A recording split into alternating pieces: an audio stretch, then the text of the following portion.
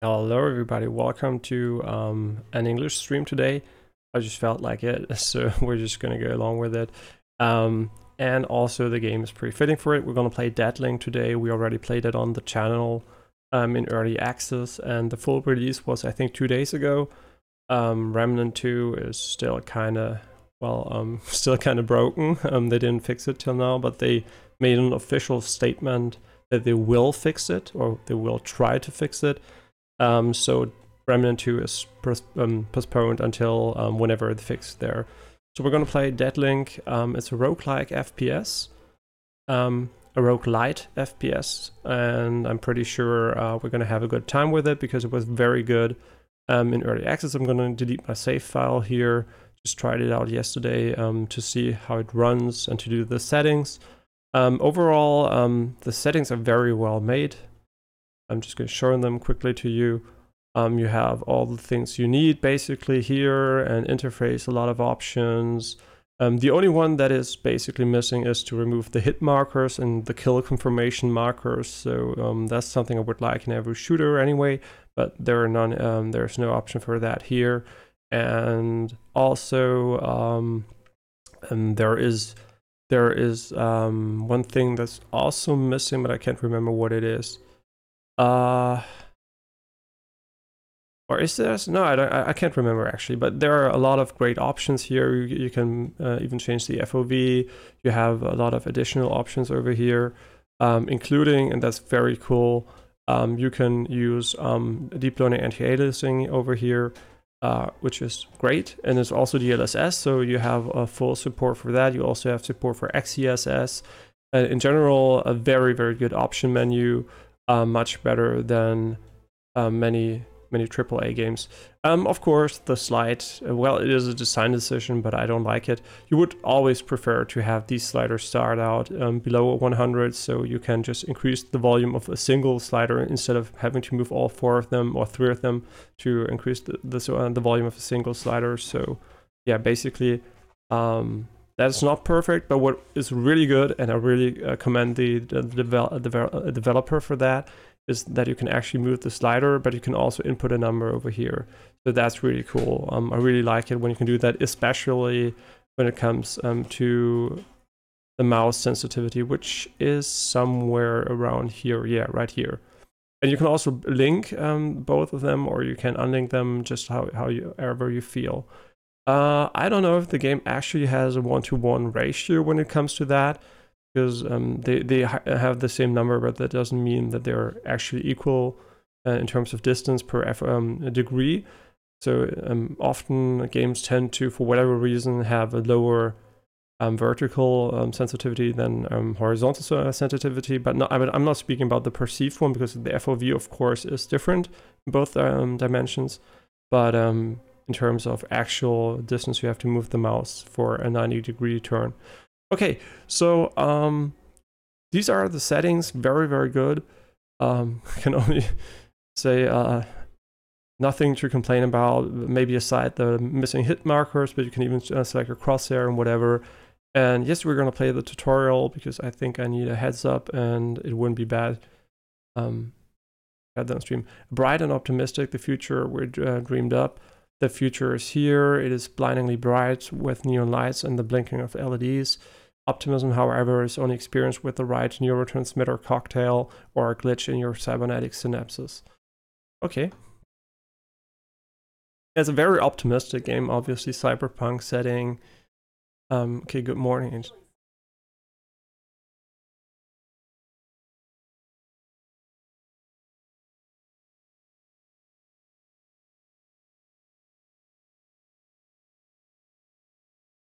She knows.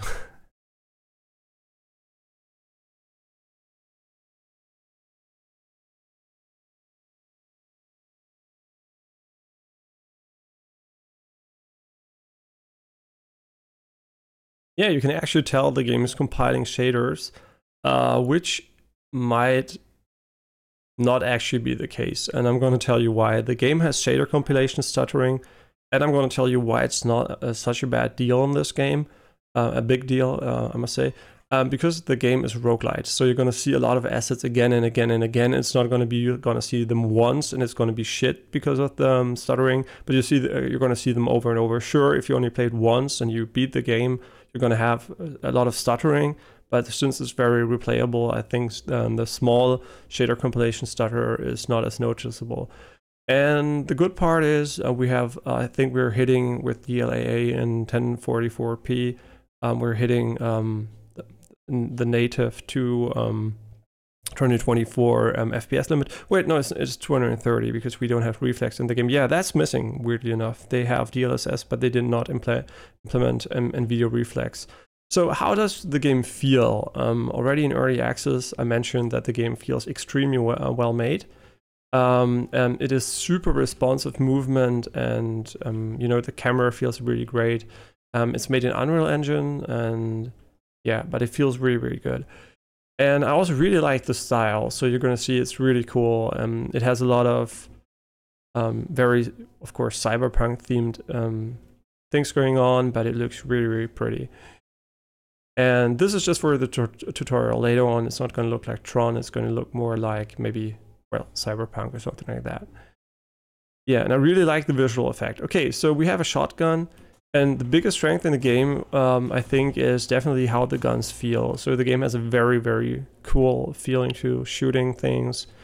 And in general, the gameplay loop was very, very good in early access, and I hope they did not change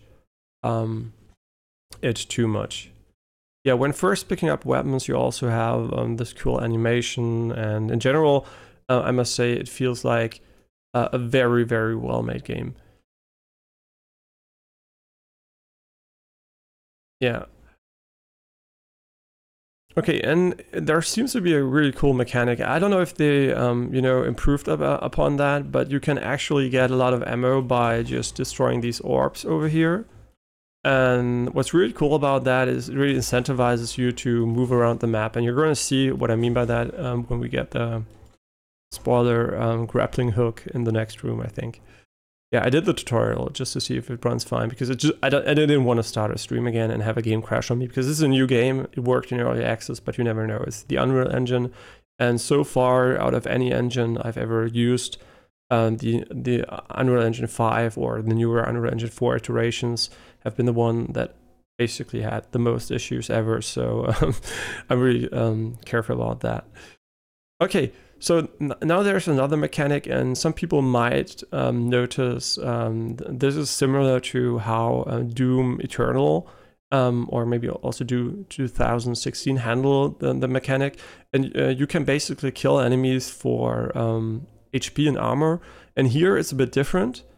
I think this is unfortunate because the game doesn't explain that well at this moment, because it doesn't mention how you mark enemies. It just tells you that if you kill marked enemies, you get resources. Basically, I can tell you what marks enemies: abilities and grenades mark enemies. So there is a marking mechanic in the game, which is really cool. It's gonna really change how you play the game, and it's really fun and intuitive to use. But it's unfortunate that here they start off with a marked enemy and not by you marking them. Or at least mentioning that you mark enemies by using certain abilities and grenades. Yeah, so they're already marked, and when we kill them, they're going to drop shields and ammo. So yeah, that's basically how it works. And yeah, it's pretty cool.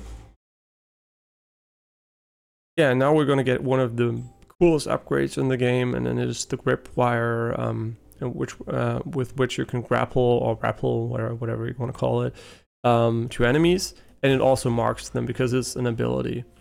Yeah, that's pretty cool. It's going to be really cool to get along, to move through the maps with that. And you already maybe noticed that there is the ability to rocket jump. And I think the ammunition indicator is a bit weird, because I think on the left side, because there is no reload as far as I can tell. So the left side is what the amount of ammunition you have, and the right side is the maximum amount of ammunition you could have. Yeah. And I don't know if there are rocket jumps. Let's try to find out. Can we rocket jump? Yeah, we can. And we are going to take a lot of damage while doing it, so we're never going to do it again. Yeah. And that's really cool, and that's a cooldown reset. And here you can see that's what I meant. It's really cool. What you're gonna get when you grapple to one of these points is basically you're gonna get you know, ammunition and mobility. So it's gonna be really, really important to use that if you want to use the secondary weapons. Which in early access, I must admit, I mostly used the shotgun because it was already really strong, and we mostly ignored the secondary abilities. But this time around, I think I'm going to try to use the secondary weapons a bit more. Okay, now we got our first ability. It's called the Scrambler. And okay, I didn't know they attacked me. If we use the Scrambler, what he does, yeah, it's going to mark and stun all enemies. So it's really strong. It's like a little shockwave. And yeah, it's pretty cool. Okay, now we can just play the game and, you know, try out how it works and all that. It's going to be really, really fun to play, I think, because it really is well made. And what you often can tell when you're watching a stream is how it controls and how, you know, how the controls feel. Is it responsive? Is it laggy? And this game is extremely responsive. It's one of the most, if not the most responsive first-person roguelike I've played so far. I mean, RoboQuest is also super responsive, but for whatever reason, this game kind of feels even more responsive when it comes to how aiming feels. And yeah, so this is definitely one of the most fun gunplay experiences you can have in roguelite FPS so far. Okay, and here we get the grenades, and the grenades, you know, yeah, it already tells you it marks enemies. So what you can do is just throw a grenade, and then you can finish it, finish the enemy, and you get, you know, need to kill them.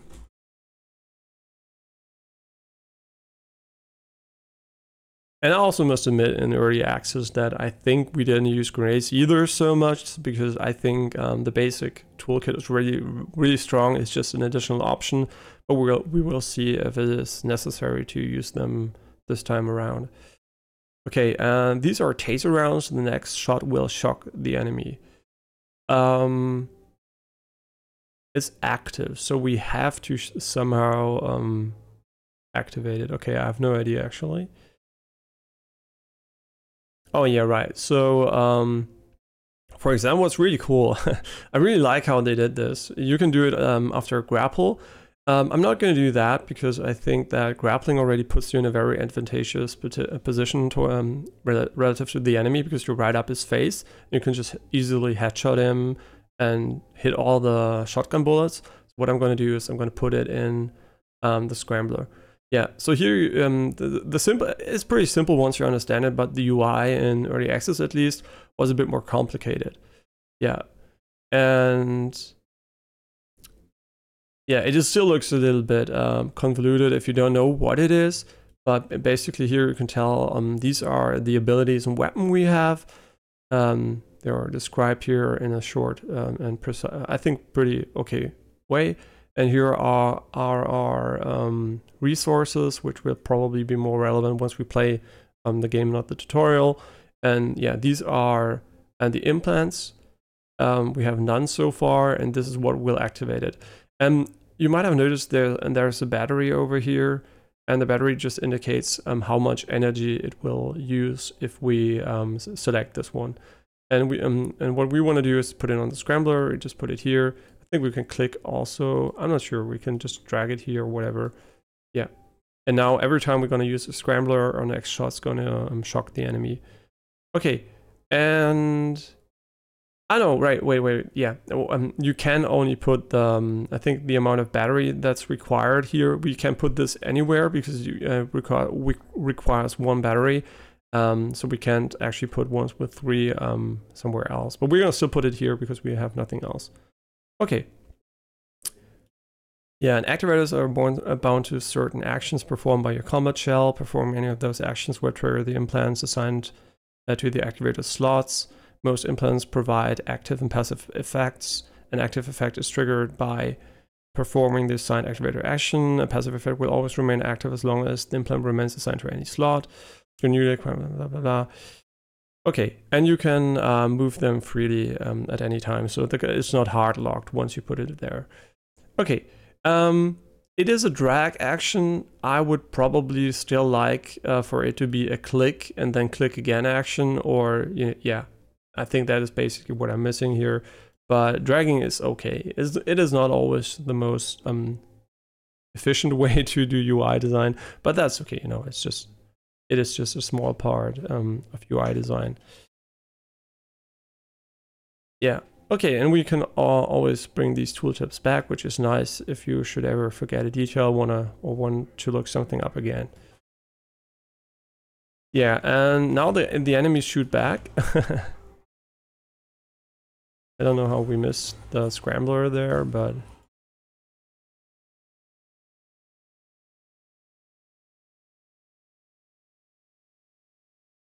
yeah, and I think the game really shines when it comes to how you know, how the combat flows. I mean, of course, we're still shit at the game, so we will probably die a lot. But I think once we figure out how the game works, it's going to be really fun.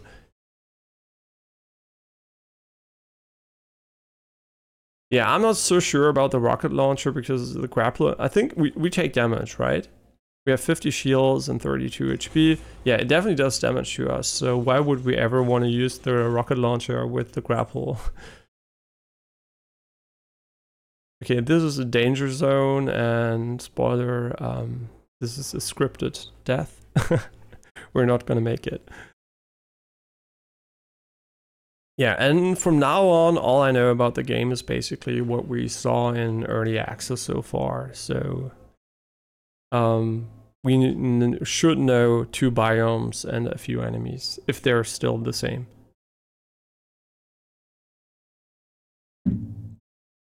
Okay, so here you can see your results screen, whatever you did, if you really care about it. You can see all that stuff, but I don't really care too much about these stats. So it's nice to have them, but it's also whatever, you know. It's more like if you really care about the recap, it's okay if a game doesn't do it.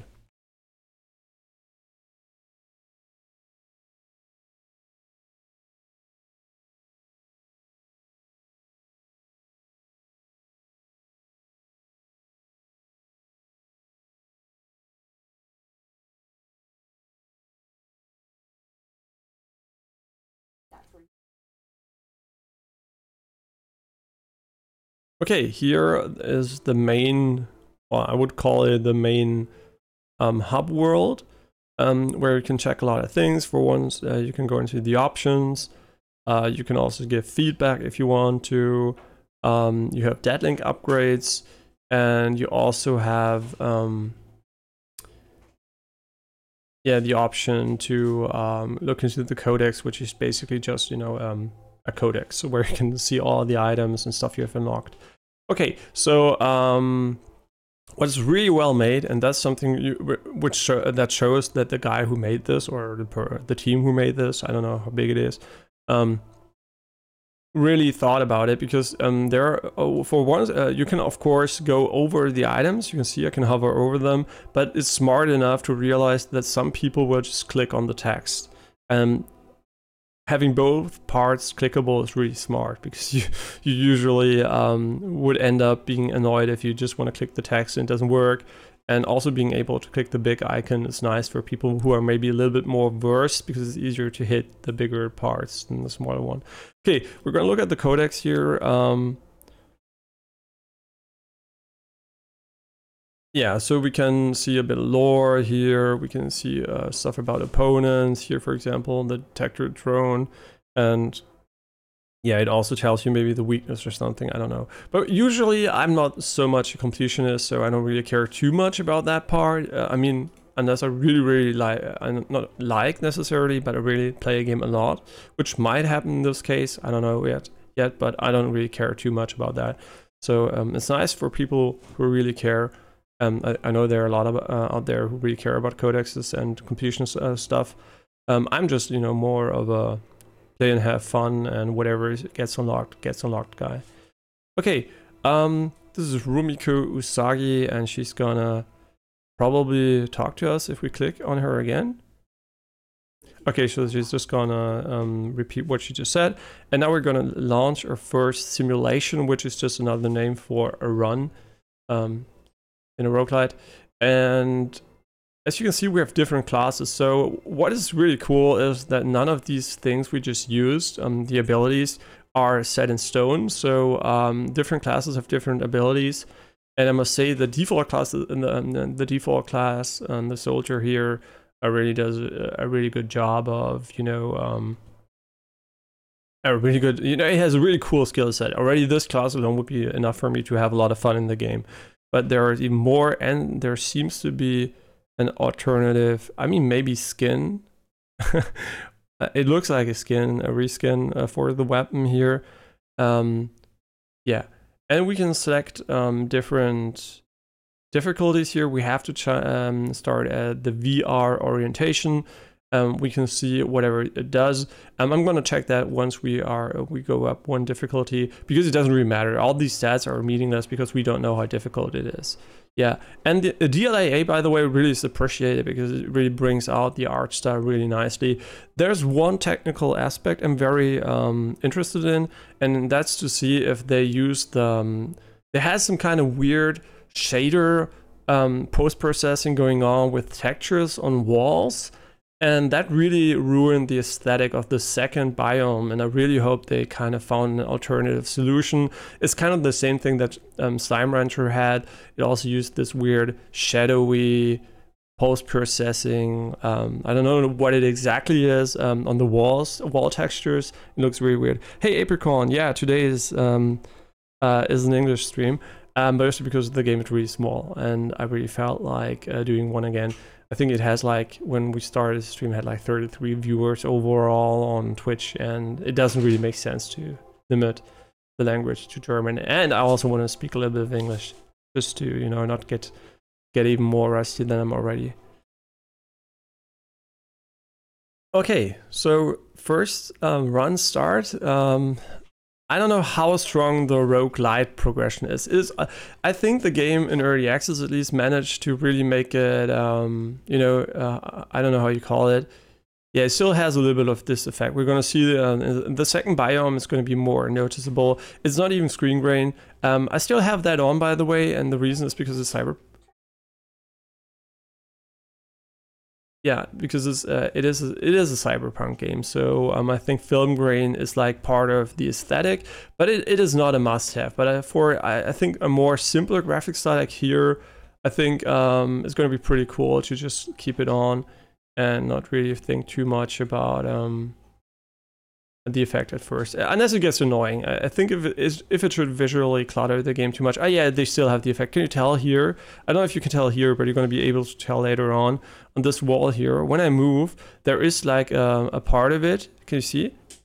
An overlay over these textures. It's not over the entire screen, by the way. It's just over certain parts that has this. It's probably really difficult to tell on stream. Like a dirty, effect when I walk over here. Wait, I'm going to try to show it better. But here you can tell there is a certain part, a graininess that is constant. And you're going to hear maybe a little bit of the sewing machine going off in the background sometimes. Okay, I'm going to look for film grain. Wait, so we can maybe look if it is related to that, but I don't think it is actually. Okay, so I turn it off, but still, wait, is it?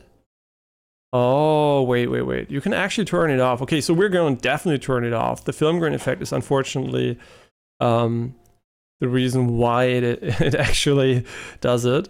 And I think I was one of the people who made a post on Steam about that and asked for a solution, because I really thought the film grain was a bit too much. And yeah, it still seems to be too much. And the problem is, I'm gonna say it straight. What is the problem with the film grain? It is not film grain. Film grain is a static noise which permanently changes. It is not constant. And this seems to be just a flat texture. Yeah, you can tell, and it's really interesting because why is it so bad? Because you can tell when I move my mouse. You can tell here it stays exactly the same. The film grain is constant on the wall. So it's a really weird effect that only changes once you move your character. So it seems to be based on your location in the game, which makes it even, I think, more jarring. So it's pretty cool, jarring. And it's pretty cool that you can actually remove it now. It's really funny too that there is such an effect. I don't know who programmed it because it's not only this game who has it, so there must be other games. Somebody in the Unreal Engine probably thought that was a smart implementation.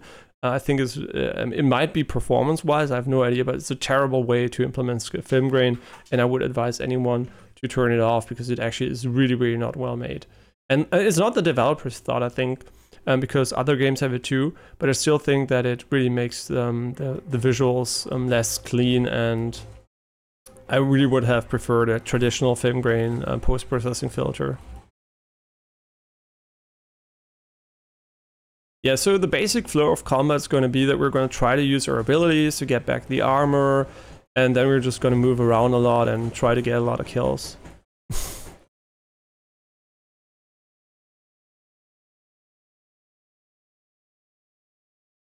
Yeah, and the game wasn't in early access for too long. The developers seem to have decided that, I mean, not decided, they seem to be very efficient maybe, because it was such a short time in early access, but it feels so polished, so I think they did a good job. This is, by the way, the name of the developers, Grubby Entertainment. I have no idea who they are, so after this game, for sure, I'm going to keep an eye out for future games from them. Okay, so after every chamber, you can select one upgrade, and I have no idea. Per stack. Okay, that's interesting. But how long do stacks last? Yeah, that's a bit... I mean, that's always when you're the developer, you know how long they last, but as a player, you don't know. So I don't know if this is good, because if a stack lasts for like 10 seconds, it would be amazing.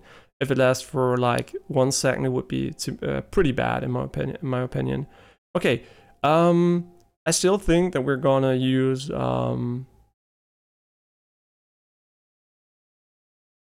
actually, I don't know. I'm gonna put this on grapple. Should be pretty cool. Weapon swap, by the way, is unfortunately something we can hardly trigger because we don't really use two weapons. And I think that removing film grain, of course, hurts the aesthetic a little bit, but it still makes it a lot cleaner, especially because this level is not that bad. But the second biome really had issues, I think, with big flat walls, which just showcased that the effect was not working as I would like it to work.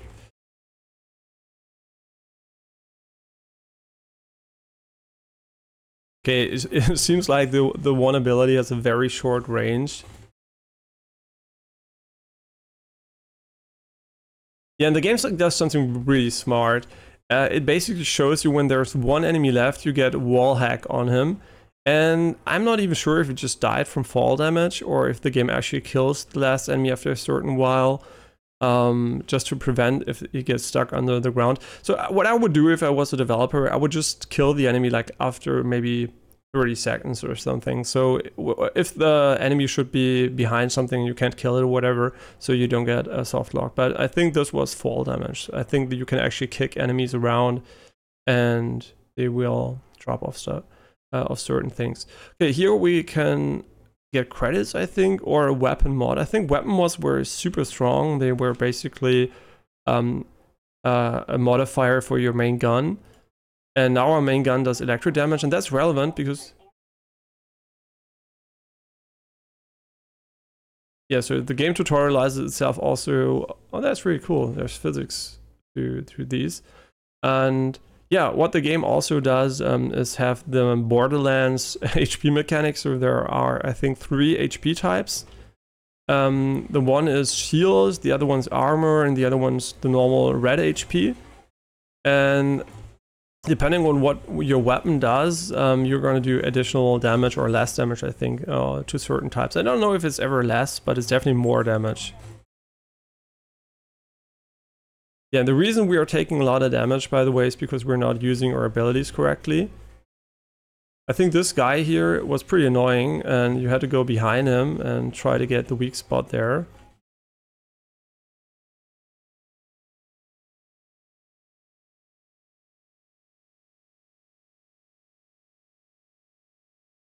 And what's also pretty cool is that there is stuff on the ground where you get, you know, temporary buffs and ammunition and stuff like that, which is pretty old school, you know, and in older games it was pretty common to find that.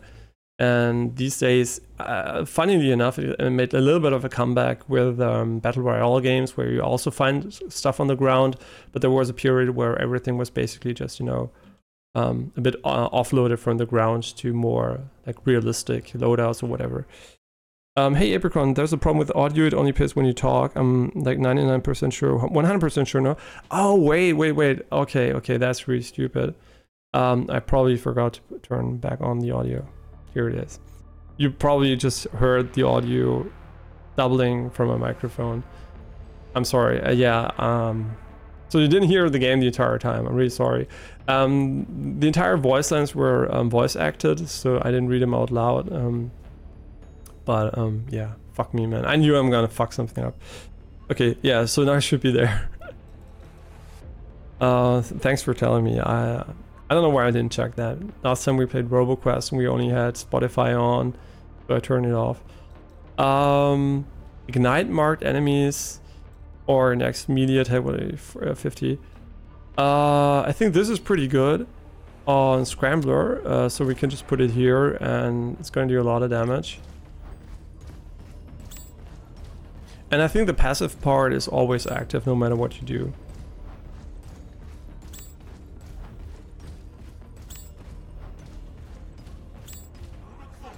This looks pretty cool. I can't remember if this tree was already in the in the early access version. And I'm really surprised this game came out before RoboQuest, but it came out way later than RoboQuest early access, and now it's already finished. I mean, there could be multiple reasons for that. I can't really speak to the amount of content they added, but I think the game from the get-go was a bit more, not polished, but it was a bit more, you know, how it will feel at the end. So they didn't change the entire game over and over and over. And RoboQuest kind of, you know, try to figure out what exactly wanted to do for some mechanics. And here they seem to have stuck to a very good, you know, game design, which works from the start. Yeah. Okay, we can go for a heavy weapon. I have no idea what that is actually. Oh yeah, it is probably instead of the rocket launcher we can change that. I think we're gonna go for XP because we still need some here. Wait, did I just get it? Maybe, I don't even know. Can I get... Wait, what does XP do? XP.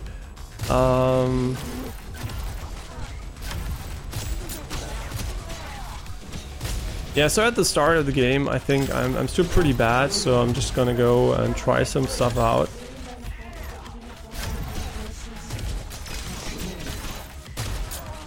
Because I think you can play the game in very differently if you want to. You can also, you know, go more long range and just use the grapple. So you can basically use the rocket launcher if you want to, and use the grapple to get away from enemies and to get ammunition.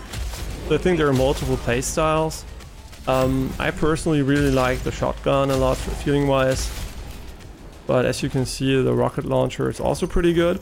I think that's really cool that you have actually so many different ways to go about the level, you know, it's not really just a linear path. And the downside, of course, is that it is room-based. RoboQuest, for example, is more like, it is also basically room-based, but it's a long, you know, corridor and continuous level, while well, not a corridor, could also be a big level, but this is more like combat arenas, which has the advantage that they are mostly more balanced design-wise. Here, what are we gonna get here? We're gonna get, I mean, that's pretty good. I'm not gonna lie. This is pretty good. Sea ball, shock one nearby enemy. I mean, that's cool because we're gonna try out something new here. You can only put it here, by the way. This is it doesn't work because there is not enough energy in here. Yeah. I'm really curious to see how this is gonna play out. How loud is the game at the moment? Okay, 70 is still pretty loud, but Yeah, and the art style is really cool. I mean, it's basic, but it works. I think it works really well, and I think it hits the cyberpunk theme very well. Yeah, am I gonna die here? I have no idea. And the goal was to go to grapple to these parts and just use the rocket launcher like that. Okay, so now he swaps to the shotgun once we don't have ammo anymore. I mean, that's cool, kinda, but also kind of annoying. So I'm not sure if I want that or not. We get 2 shots per ball, which is... I mean, can we actually have a different feature? I'm gonna look if we can have it, by the way. Can we have that if we have ammo on a secondary that he automatically swaps to it? That would be really cool. Oh, we can just swap it actually. We can't do that, so... Okay, so that would be cool because that way you could always get the, you know, when you have ammo you would automatically get the second weapon, but then again it would maybe also be annoying when you try to play the game.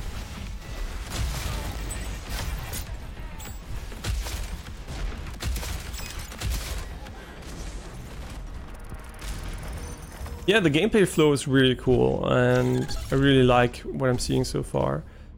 I think neural boost is also good, I guess. Maybe? I don't know. What is it? But that's pretty good. Oh, 10% defense. And that makes us weaker. That's interesting. I kind of like defense power too, so... I don't know, it's a good mix of both. Looks really nice. Are you gonna play Baldur's Gate 3 next week? Oh my god, fuck me, man. I really hate that Remnant doesn't work, because that's... I mean, I also want to play Ratchet & Clank kinda, but it's also not done, and I really don't like that there are so many games that are broken. And I'm kind of also... Baldur's Gate, the problem is I didn't really enjoy Larian's older game... not older, but recent games. I didn't really like Divine Divinity too much. I can appreciate what they're trying to do, but it was just not my cup of tea. I'm more the type of player that likes a, you know, crafted experience and not too much this gimmick. I don't want to call it gimmicky because that sounds kind of mean, but you know, the design aspect where you're basically just letting the player do whatever he wants, and that's funny and, you know, creative or whatever, but it kind of led to very boring and repetitive combat and at least in Divinity 1 it was pretty bad, kind of. So I don't know. And Divinity 2 I tried to play it in co-op with a friend, and for whatever reason I couldn't get as hooked as I could with older D&D games like Baldur's Gate or whatever. So I don't know if I like the style of game they're trying to make. I like the old Baldur's Gate games, but I'm not sure if I like what Larian's gonna do with Baldur's Gate when it comes to combat and stuff like that. I have no idea, by the way, if they handled it the same way, so I'm gonna keep an eye out for that, but it's definitely not a game on my absolute... oh, that's cool, the fish is over here. It's for sure not a game that is on my I will absolutely play list, unfortunately. I love Baldur's Gate 2, but I really... it's one of my childhood memories, but I don't know if I like Larian's style enough to play it. I mean, the scene where you can have sex with a bear or whatever, or whatever, is pretty funny. But you know, it just feels like an entire, like a gimmicky game full of fun stuff. But that's also kind of, it's gonna have a lot of dialogue too, which is also okay, kind of. But I think the problem is when Baldur's Gate 2 came out, I didn't have thousands of games that already played, and I was more open to new lore. You know, I was more willing to be invested into like small and detailed stuff. And these days I'm more like, I don't really care too much about that anymore. And I don't know if I could even enjoy a game like Baldur's Gate 2 anymore, because there's so much lore and so much dialogue going on that I just feel like it's almost more like a book than an actual game. But I have no idea. I have no idea if Baldur's Gate 3 would be something that I like or not. I just know that the past games of Larian have not really hit my style, because it just felt... I actually don't mind turn-based combat, but I just felt it was so gimmicky. It felt and that's gonna sound really mean maybe, but I felt the first Divinity game felt like it was made in a map editor, you know, like a Warcraft 3 map editor or something, where you just put in every asset you can, and it just felt like very, very basic. And probably Baldur's Gate 3 is gonna feel less like that, because I also think Divine Divinity 2 felt less like that, but it felt very, very, I don't know, unpolished in a way, and I have no idea if it's gonna be the same. And you got it because you're bored, and I'm gonna see if you like it or not. Did you play Divine? I was gonna Divine. I think it's just Divinity. Divine Divinity is a different game. Did you play the Divinity games? Any of them? One or two? Because depending on if you like those, I'm pretty sure if you like Divinity, you're gonna like Baldur's Gate. I mean, not 100%, of course. They're gonna be a bit different, but I think they're gonna be similar enough in many ways that you're gonna like the same style there, I guess. And did you like it?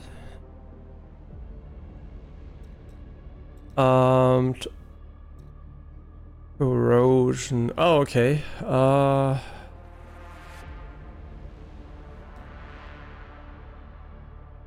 mean, that's not too bad, right?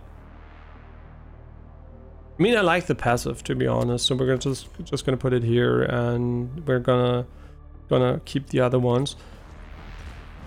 Yeah, but I'm pretty sure we're gonna end up swapping weapons at one point or another. Oh, that's cool. You can break the windows. You know, that these small parts are what makes... Yeah, there's even physics on those? Wow, that's cool.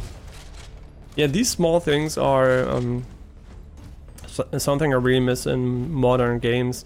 A lot of modern games are very pretty, but so static, you know, you can't destroy anything, you can't move. And I think like games like Half-Life 2, they were so much better in that regard than like 90% of modern games. And I really don't know why physics is nothing that is... I mean, it costs a lot of CPU power. I think I know why it's the case, because the consoles, the last console generations always had a very weak CPU. Especially PlayStation 4 had a bad CPU.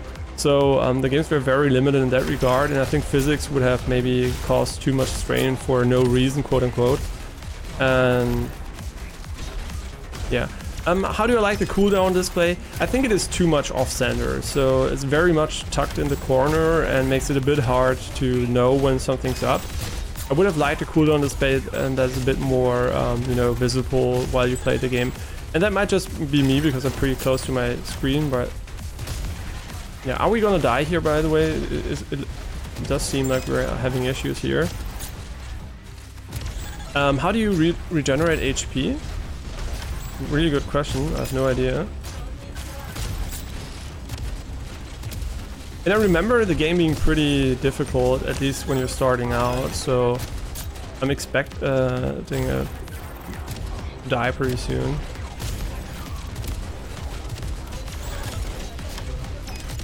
Yeah, we really have to learn the Scramber's range.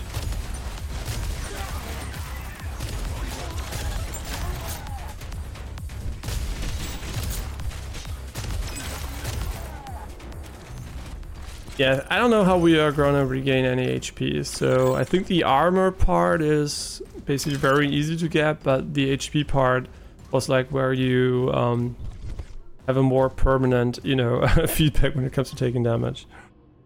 You liked it a lot. It was a huge commitment, though. Yeah, yeah, exactly. It is one of those games that will... Baldur's Gate even more so, I think. It's going to be their biggest game so far. I think this is a game which is very, very cool when you want to mainline it, you know, when you have no other games you're interested in. So I think it is a very good value if you really like what you have in it, you know. I can really appreciate the style of this game. Yeah, and I think if you liked Divinity 2, it's gonna be, you know, great for you. I think you're gonna have a good time. I don't think you made a mistake by purchasing it. You're gonna have a lot of fun time, and even if you don't finish it, whatever, you know, it's gonna be a good time, I think, anyway. Yeah, I think it's a pretty easy recommendation for someone who liked their previous games. From what I've seen so far, I haven't played it. I mean, it was an early access game, so a lot of people already played it. You can watch a lot of gameplay from it. So I think there are a lot of very good opinions about it, you know. I know a lot of people like it a lot, so it's very positive. And even so far, the other developers have gone forward saying, yeah, but you know, it's great what they're doing, but they have so much money and their team's so big. Please don't expect any similar stuff from us. And I'm like, you just admit it. You know, it's not like Larian just, you know, Larian was a Kickstarter backed company when, well, their projects were Kickstarter backed. And they basically went from having no money to having a lot of money and success because they made good games. So your excuse as developers not to say, oh, they have so much more, we can't do the same, we don't expect it from us. Which is sometimes weird. I think even developers from big game studios or whatever did it. And it's weird, like they're being very defensive about that. And I find it very interesting to see how that works. Wait. 200 bucks. I mean, I think we need it. Implant zap. Oh yeah, right. We can sell implants over here. Yeah, just let it marinate in my Steam library for years before I consume it. Yeah, really? You think so? You're not gonna play it right away? I want them to make more games. So you just like supporting them and maybe playing their games. Yeah, why not? I mean, I think Larian is definitely a very good developer.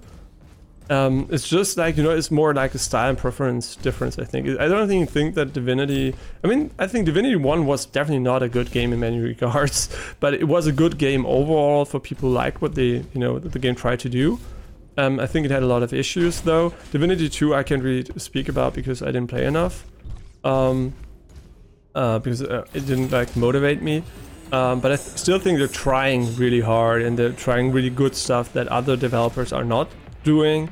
And I think that probably since Divinity 2 they must have, you know, improved a lot of things that I didn't like too much. And I think Baldur's Gate 3, as far as I can tell, had even more you know, a more nuanced approach to combat. And I really hope that is like, I don't know, that is even cooler, you know. I don't think that the game style was the problem. I think really like maybe the limited resources were the problem when it comes to the first games. Like I don't think the second one necessarily, but I think the first one really had the feeling of there could be so much, it could be so much better. And so maybe I should have given the second game you know, another go alone maybe. But it just felt very, very,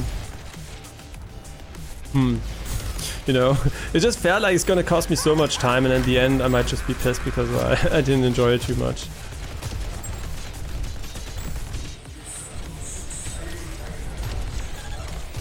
Yeah, right, there was something special about this boss, but I can't remember what it was.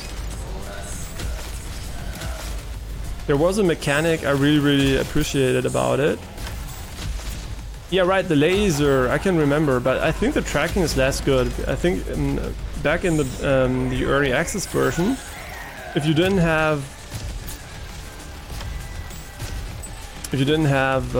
enough movement speed, you would just get fried instantly.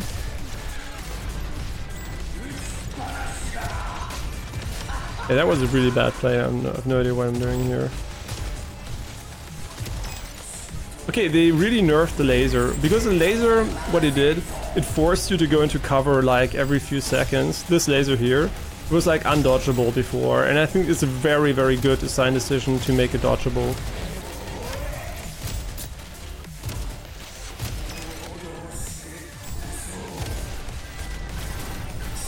Oh no, what am I doing? I'm playing really badly right now, but that's okay. First run and I'm talking about Divinity, so... Oh no, wait, is this the killer laser? I can't remember. There was one that was so mean. Yeah, I think that was actually it. I'm so dead, actually. Holy shit, what's going on? No, not him. Oh my god.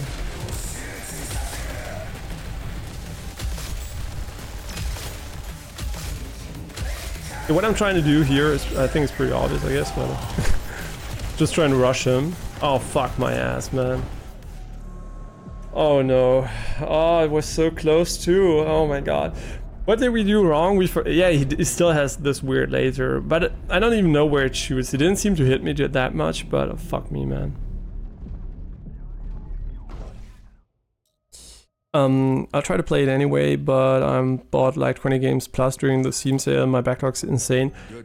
I also have a pretty big backlog at the moment. But I still want to play Remnant 2. Wasn't too much. I hope she took good care of your noggin while I was in Washington. Rumiko assured me she didn't damage you too much before she put you in stasis. Previous demo results came in. Quite impressive. I'll be super impressive we didn't even beat the first boss. Well, it becomes legal to sick you on people. Good luck. Yeah, right. This is just a simulation. I'm pretty curious, are we gonna go, is the simulation ever gonna end, or is it gonna stay in a simulation? Maybe one day the story's gonna go like, hey, by the way, this wasn't a simulation and you were killing real people. What do I think of these blinking exclamation marks? I think they're very aggressive. And they're kind of annoying, to be honest. I mean, yes, it's pretty... I mean, they're getting my attention, but I don't really like that they're blinking so fast. But maybe that's something related to FPS. It could be. Yeah, there should be mark everything is seen button. Mark everything is seen button. Yeah, I think maybe the blinking is tied to FPS, because this seems also to be way too fast, kind of, or maybe not. Maybe it's just supposed to be that way. Mm-hmm.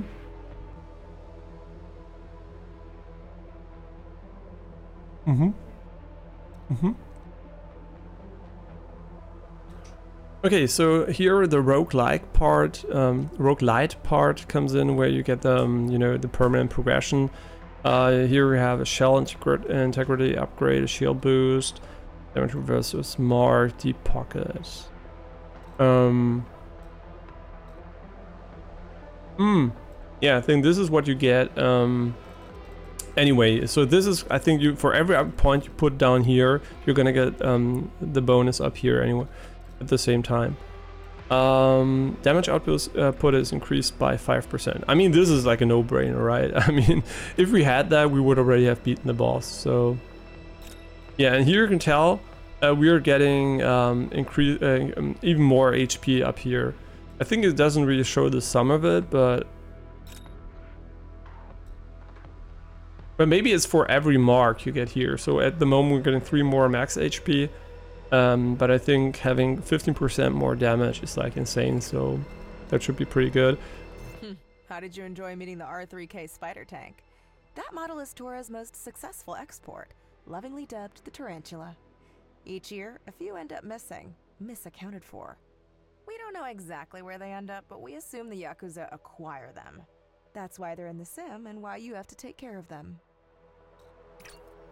Okay. Interesting. Wait, why are you blinking? Oh, because these are cheaper. Oh yeah, the TT, what was it? The Turing tokens, and these are acquired by beating bosses, as far as I can tell. Additional dash, that would have been really useful, to be honest.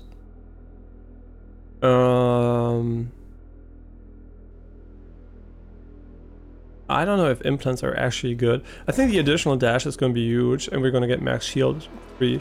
As you can tell, it seems to be a very powerful roguelite progression, but it was still manageable even without it. But it definitely felt like some enemies had a bit more HP, but it was fine. It didn't feel like, bad or whatever. Yeah, and there's a lot of lore and stuff if you care about that, I mean, it's nice to have, I guess. I'm not gonna complain too much about it. It's just like Remnant 2 maybe damaged me a little bit. I mean, it just had too much talking. I mean, the only part I remember about Remnant is actually talking at the moment. No, it's not true. I remember other things too. Abilities that will tag enemies and extract their shields.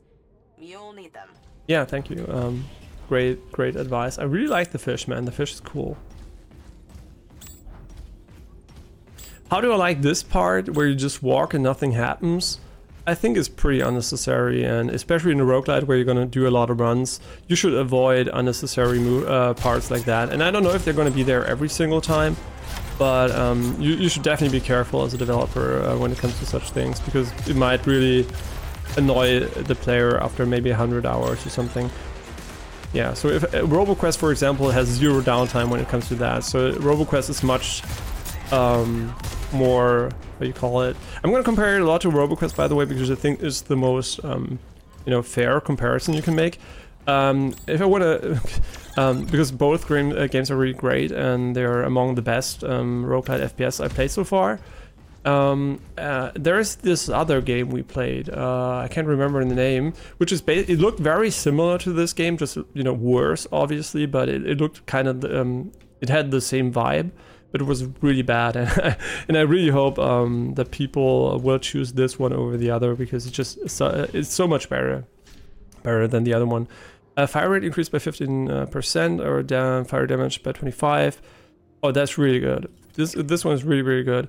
Yeah, that's really hard to tell. I think grappling is something we're gonna spam way more. My main gripe at the moment is definitely the cooldown display. It's really far off center, and I think putting it in the middle would have been a bit better. I know Overwatch also does it, but here it really feels like, I don't know.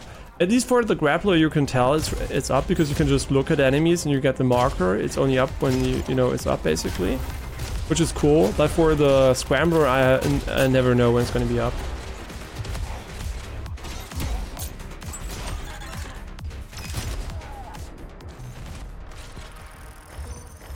Wait, you can't teabag! Oh, right. Yeah, there is no crouch button in the game. Yeah, what does neural boost do? I can't remember. Oh, yeah, right. It's just good. It's really good. 10 max HP, 10 on damage, 50 max HP, cooldown down, skill power. That's really good, I guess, maybe. You seem to be. We've added a solution for that. Mark enemies with your abilities. Maybe you'll hit them.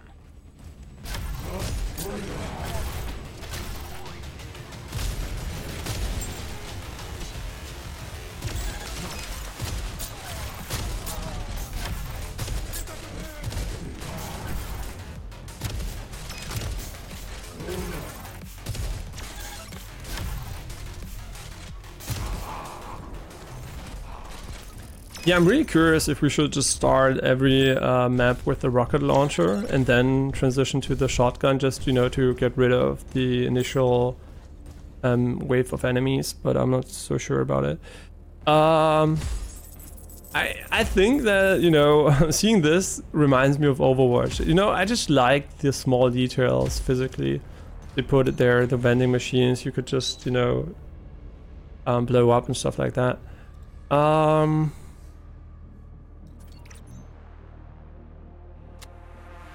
I mean, it's kind of okay, I guess. Hard to tell actually which one I like more.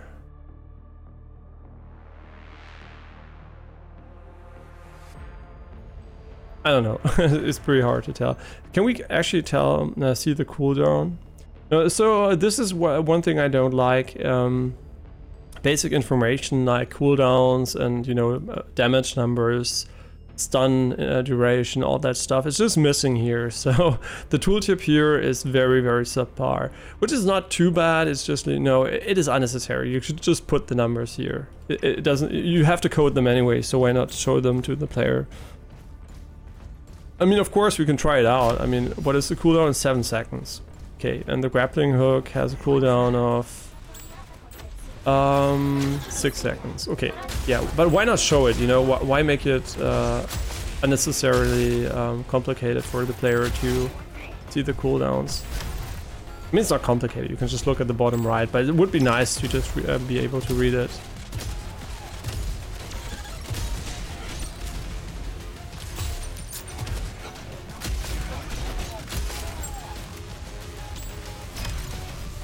Yeah, the Scrambler's range is really, really not that long.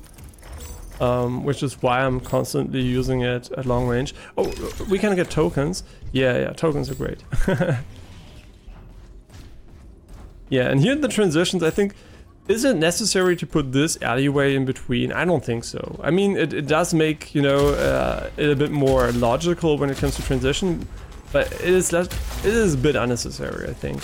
You don't really need to do that as a developer. You can just say, fuck it, I'm gonna go for an unrealistic way of, to put the rooms next to each other.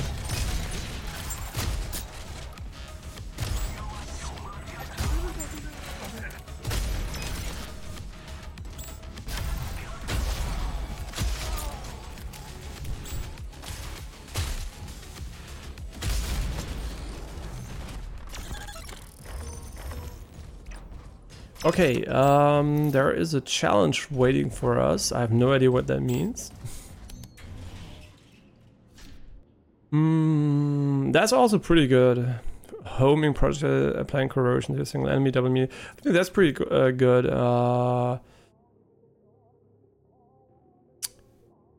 Man, I don't know.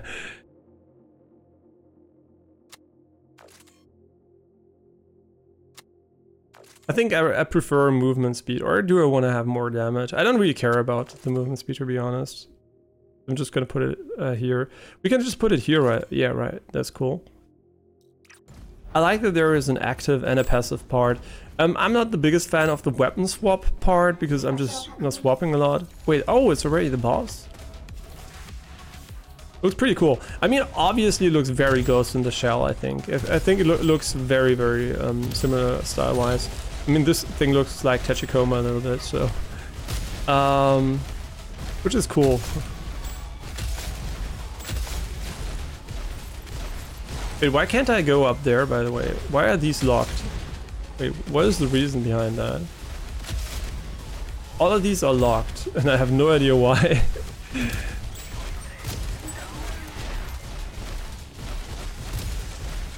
Wait, he's like insanely tanky. What's going on here?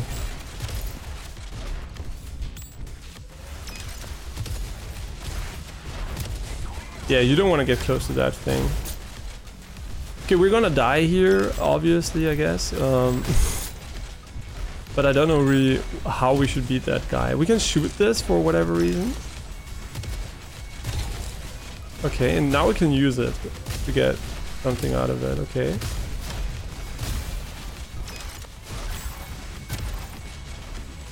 Wait, it didn't even die? Oh my god, that's insane.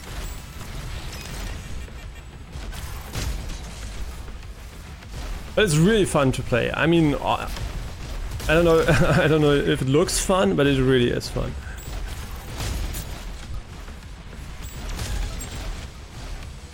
Are we ever gonna kill it? Oh my god, Shokikoma. Wait, he's called Shokikoma. That's funny. Because it just mentioned Tachikoma. Wait, I have a Tachikoma here. Wait, I can show you. Wait, I'm gonna have to turn off the cam quickly for that though.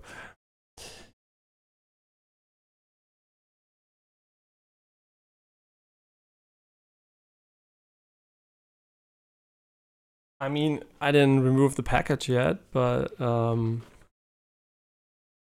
yeah, but it is a gift anyway for my brother. So here, this is my Tachikoma. The problem is the camera doesn't really like to make things sharp that don't look human. So it's gonna be really hard to show it off. Yeah, here. Great, he notices it's human. Yeah. It's like from Japan, we bought it there. Wasn't cheap, by the way. I think it cost like, I mean, it's pretty small, so it cost like 50 euros, but it's cool. I really like him. And here you can see the name. Maybe you can see it too. It's Tachikoma. Yeah, really cool. Be right back. I have something between my teeth the entire time. I'm gonna get rid of it quickly. And then we're gonna finish. And the stream today is gonna be pretty short, unfortunately. But as always, I hope we're going to stream a little bit more soon when there is a game. Wait, are we dying at the moment? Oh no, we died anyway. No, wait, did we die? We did die, right? I don't know. So, be right back and then Then we're gonna have, I think, one more run maybe, and then we're gonna see each other probably, I don't know, Monday. Probably not tomorrow. Maybe tomorrow. I don't know, actually. I don't know. At the moment, it's a bit weird because I was planning on streaming a lot of Remnant 2, and I don't really have another game that I'm super hyped to stream. I think Zelda would be also kind of cool, but I don't know. I just felt so much like Remnant. It really disrupted my my inner peace, you know. Okay, so be right back.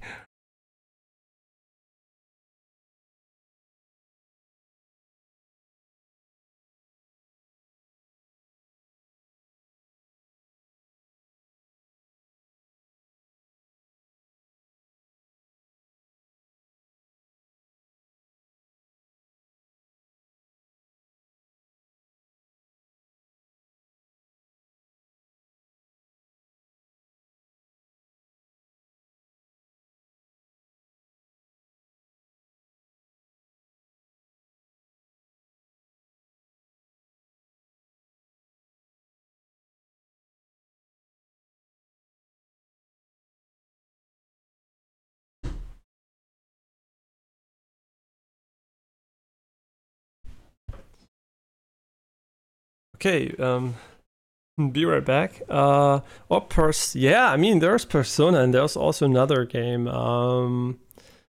It is like basically a Minesweeper roguelite, and the art style really got me hooked. I mean, it looks so cool and seems to be fun too. And I never played a Minesweeper roguelite before, so yeah, it looks so cool. And I'm not sure if we're just gonna play that a little bit. There's so many games I could play, and the problem is, When I came on board, I noticed that soldier combat shells you use are missing something. Sure, they do pack a punch, but they lack any elegance. I'd like you to test something for me. A new combat shell. okay. Yeah, but basically what I wanted to say is, I named it the Hunter. It's stealthier, deadlier, more precise, refined, and adequately equipped to your MO. A bit more fragile, yes, and admittedly more expensive. For that reason, the director insists we test it inside the simulation before starting production. Please be so kind and prove my design superiority. yeah, we're not going to do that because we've always want to beat the game first with the basic class, and then we go try out the new one. Yeah, it has a hand cannon, array of diversion capabilities, optical camouflage, powerful switchback. We already played that one, I think, in early access. It was already available. I can remember. Yeah, that's cool. Wait, why do we get stuff we just lost here? Interesting. Okay, so we're basically getting different variations of the same gun here. Yeah. No, the main reason why it's really annoying for me that I can't actually stream Remnant 2 right now, less than me actually being able to play it, is that I can't watch a lot of streamers because they're playing it. A lot of my favorite streamers at the moment are like binge playing Remnant 2, and I don't want to spoil myself, so I'm like, I'm double fucked. I can't play the game, and I can watch people I usually like to watch. Yeah. Hey, I notice everything okay on your end? By the way, always feel free to write in German in chat if you're one of the German viewers. I'll just reply in English streams, so you can always write in English, German, or French in chat, and I'll translate to whatever language is currently being spoken. Okay, we are gonna go here, and we're gonna try to get something good again. Oh yeah, right, we can't go here. We need 3 turn tokens for that, and here too. I don't know, let's just put it here. It doesn't really matter at the moment. Wait, what is this one? Yeah, a little bit more credits. That's nice. I really don't like the codex implementation because the blinking is really fucking annoying. And yeah, I don't know. Maybe it's just me, but I don't like if something's on screen like actively, you know, asking for my attention. You've grown bold, even compared to. I did nothing in the game so far, by the way. Think of things before your memwipe. Taking on think tanks. Ballsy. I do wonder if it's the shell or the man I knew fighting so hard. This channel is honorary Canadian today. Wait, why? Why?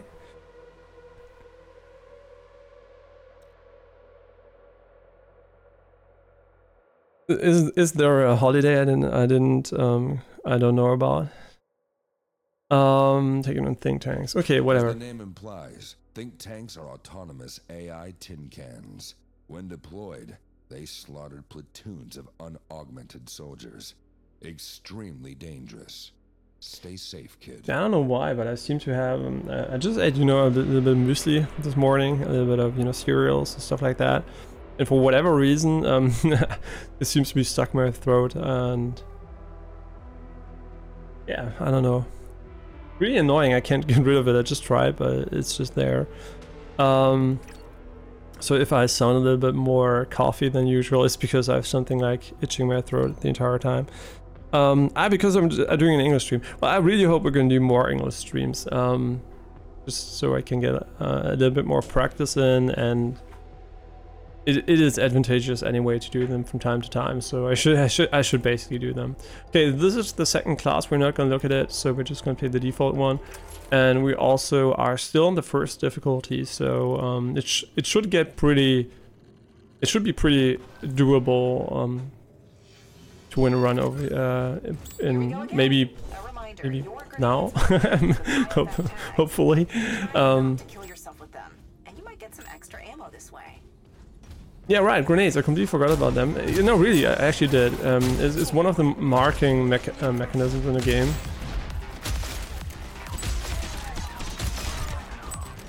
Yeah, I think using the rocket launcher is pretty strong. I can't deny that. It's really good.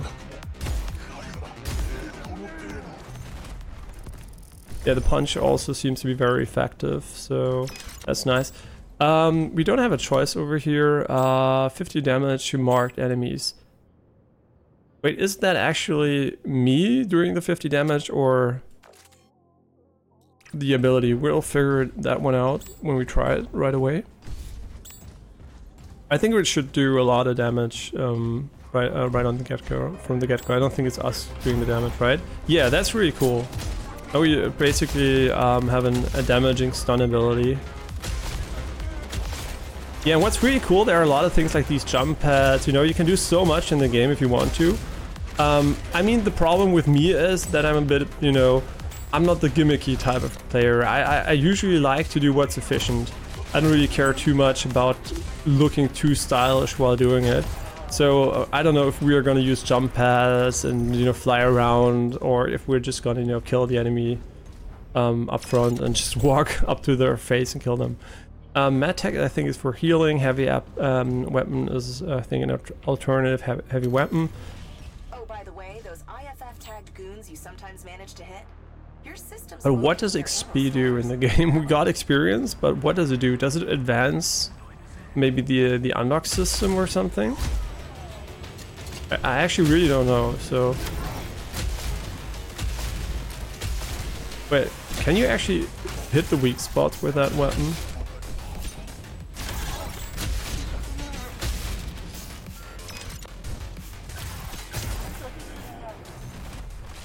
Yeah, but it is so fluid. It really feels great to play. I really have to put an emphasis on that, because a lot of games look great, but they don't feel great to play. But this game really feels great. Well,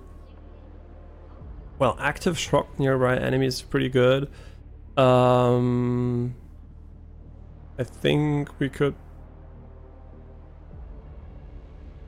Shield break, refill ammo for both weapons. Shock effects execute robotic enemies with less than 10 HP. I have no idea actually.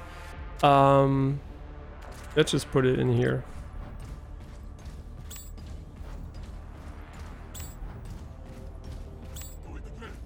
Bad cat.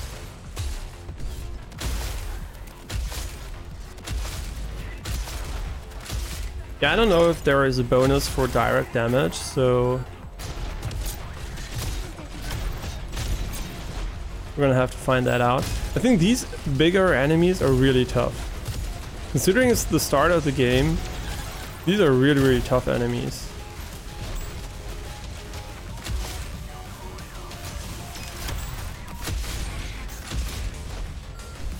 maybe it is a good idea to save up, you know, the ammo for them and just spam them with rockets or something. And just go for these with the normal abilities. It's so cute. Of course, it's inspired by, you know, it's supposed to be a Japanese suburb or something. And they also speak Japanese, the robots. I mean, obviously, it's inspired by Ghost in the Shell. I think there's no denying that. I mean, the naming, I think, gave it away, if not the art style and the voice acting, whatever. Yeah, the voices also sound the same, yeah, from the robots. Yeah, it's very, very similar, which I really like. We could use fire or electric. I really like electric because the robots so far are really strong, and being able to kill these, kill them more efficiently is pretty nice. And I really like, yeah, but what we said, I think we should do that. We should stick to normal guns against, you know, normal enemies and just take the rocket launcher for stronger ones. Or maybe we shouldn't, I have no idea.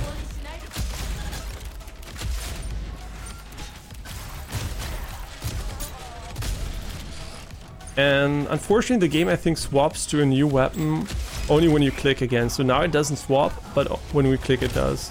I would like that to happen automatically, so you don't waste time clicking again.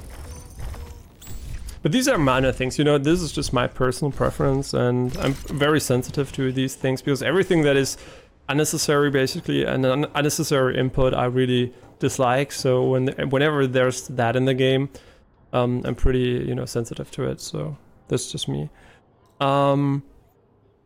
Next melee attack will deal 50 extra damage, movement speed increased by 10%. I think that's pretty good. We can just put it here, I guess. I don't really care about the melee attacks, so I'm just gonna go for the passive movement bonus.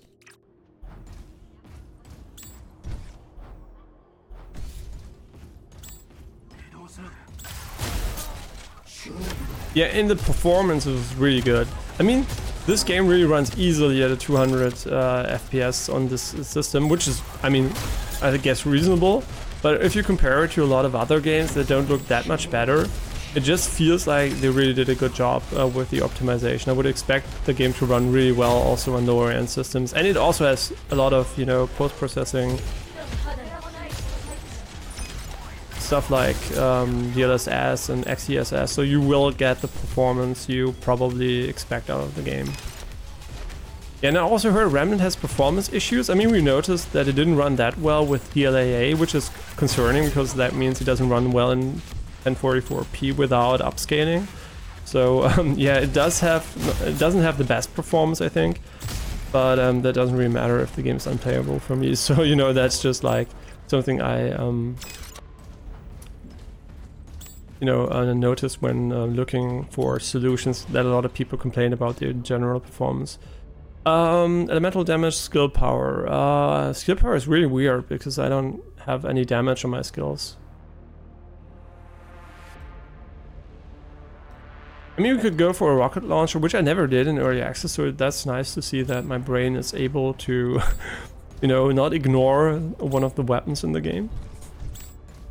I don't know why I tend to be I'm just, you know, I'm just very, very simple when it comes to these things. You can give me 10 weapons, if one is good and can kill every enemy, I'm just going to use that one over and over, no matter how many weapons you give me.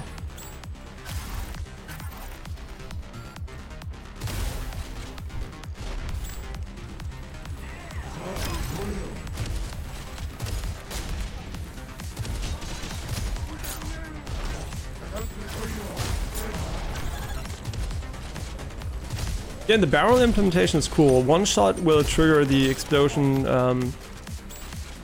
with a delay, and the second shot will instantly trigger the explosion, which is really nice. Yeah, really fun game. By the way, a full disclosure, I'm gonna try to beat the game once on stream for the first time. That's like the goal. But what might happen actually is that once we beat the game, I might play this game also a bit off stream, because I think it's a really fun, you know, like RoboQuest 2 game where you can just and chill and hang out. But the art style is really cool. And I'm really curious if this is the first game the developer has ever made, because if it should be the first game they ever made, it's really insane. I mean, maybe we can just look it up quickly on Steam. It doesn't crash when you use Alt-Tab. That's really amazing. You know, RoboQuest also has the issue of Alt-Tabbing. I really hope they fix it for the release version. So the comparison to RoboQuest is a bit unfair because this game is released, so it might not get any additional content. But let's look what the developer has done previously, if they released it on Steam. So what did they do? I don't think this is actually what the developer made. I think this is what the publisher has. Yeah, it's just from Super JD. So I don't think they made another game so far. Yeah, very interesting. So this might be their first game, which would be very promising. Okay.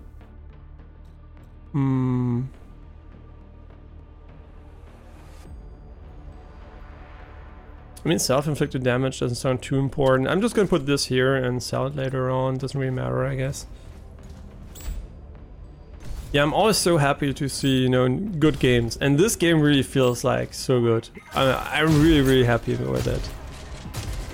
And the sad part is, it might be so good and people might still not play it because they don't know about it. I mean, this game has zero... I mean, okay, the developers are stupid.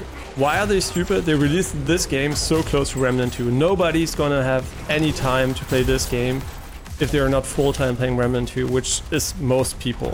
So you're putting yourself in a very, very tough decision. One of the most anticipated games of the year versus your game that nobody knows about. So it's not smart to do that, you know, you don't want to do that. So I'm really sad the developers decided to do it, because it really, this game, if it came out during a you know, moment of, you know, especially since, you know, Remnant is not the same game, but it is also an FPS, not FPS, a shooter.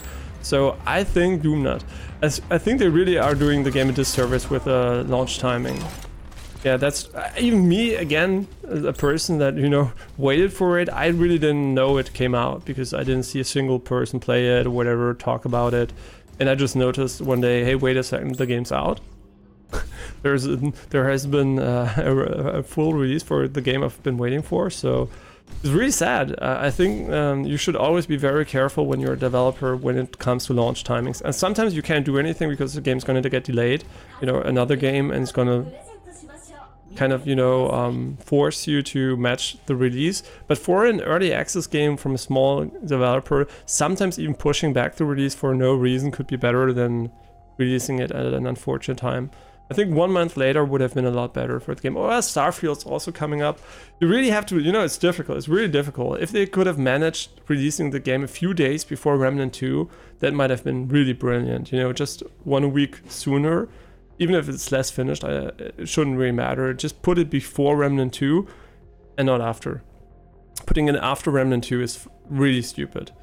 Because would I have played it if Remnant 2 would have worked? No way. I wouldn't even have noticed it came out. I would be like, maybe in 1 or 2 months, I would be, oh yeah, the game came out, cool, gonna play it. But I wouldn't have noticed at all because I would be playing Remnant 2. I wouldn't be, you know, looking at stuff. So yeah, I think really dumb timing. I don't mean the devs are stupid because of it. They did a stupid thing. I think it's not smart to put your game out right now. And in general, I think, I don't know if they don't have the money for it, but I haven't seen a single sponsored stream of this game on any of the channels I follow. And I think it's so good, the game, that it really, a bit of visibility would go a long way. I think it would. Yeah, and then there's going to be the Cyberpunk DLC coming out, which is also very, you know, it's same setting. People might be interested in that. You can do so much by just timing it a bit better. You know, there's hype for Cyberpunk games, and you could just put it like, you know, a bit upfront, and people can already get warm with it. Because some people, you know, tend to think of similar games to the game they're going to play as like, you know, a nice, you know, between the meal, you know, like a little snack or something. I think this game is definitely a full-fledged, really great game, no matter when you play it. But I still think from a marketing perspective, you want to be smart about it because it's so important. You can make the best game ever. it could just, you know, never get traction. And other games just get a lot of traction. And this game, I think, doesn't have co-op, so it won't get this. You know, RoboQuest, one day, a lot of streamers will co-op the game when it's 1.0. I'm pretty sure RoboQuest's gonna do fine, but I don't know if this game's gonna get the attention it really deserves. Yeah, so I'm trying my best to at least talk about how good it is while playing it.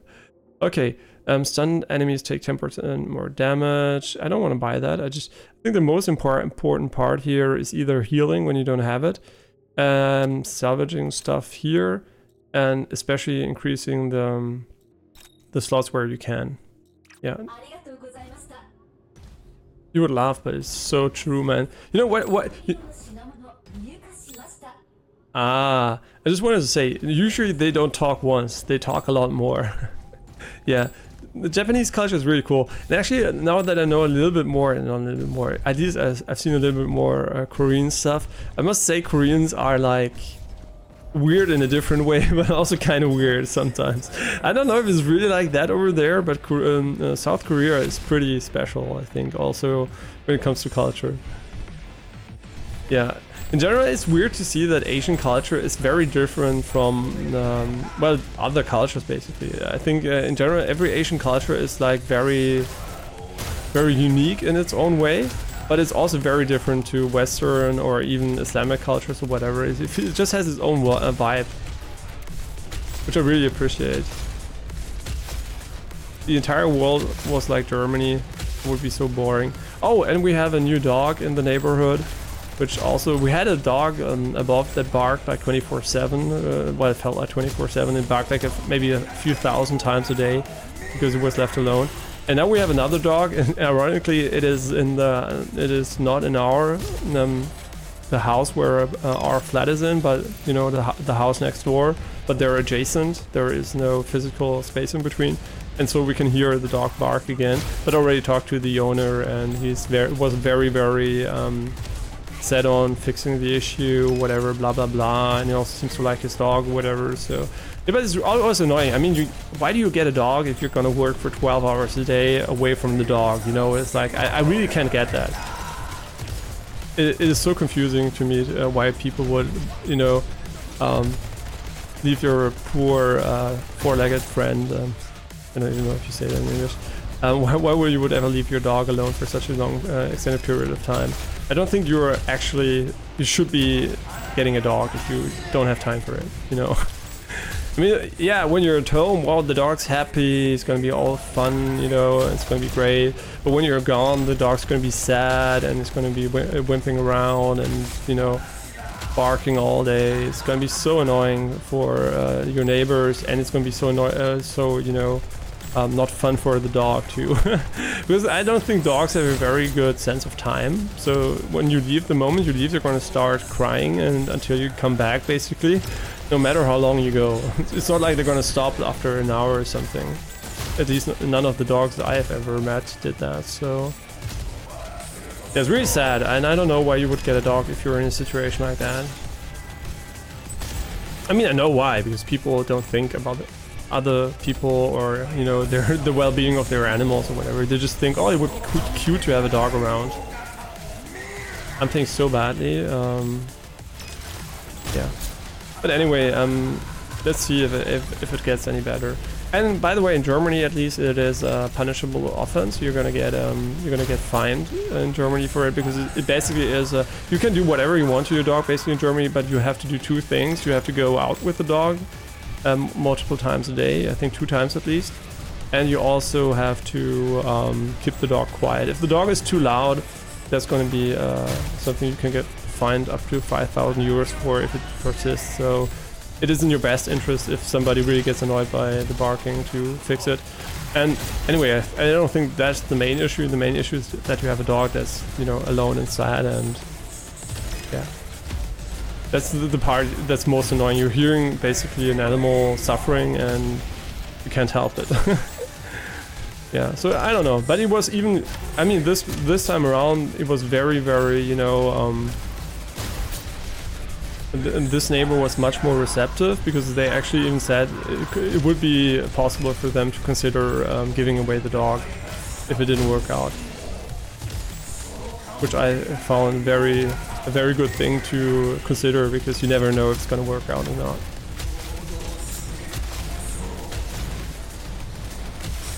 This enemy is fucking 8, man. Where is my dash? Okay, dash seems to have a... Ah, okay, that's cool. The cooldowns are individual.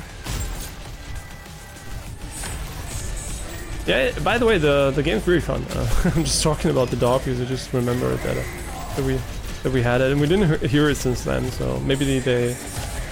Well, one thing they're gonna do is they're gonna close off the bathroom, which is adjacent to our flat. But I also told them that for me that is only a temporary solution, because I don't care about hearing the dog. I really would like the dog not to suffer. So.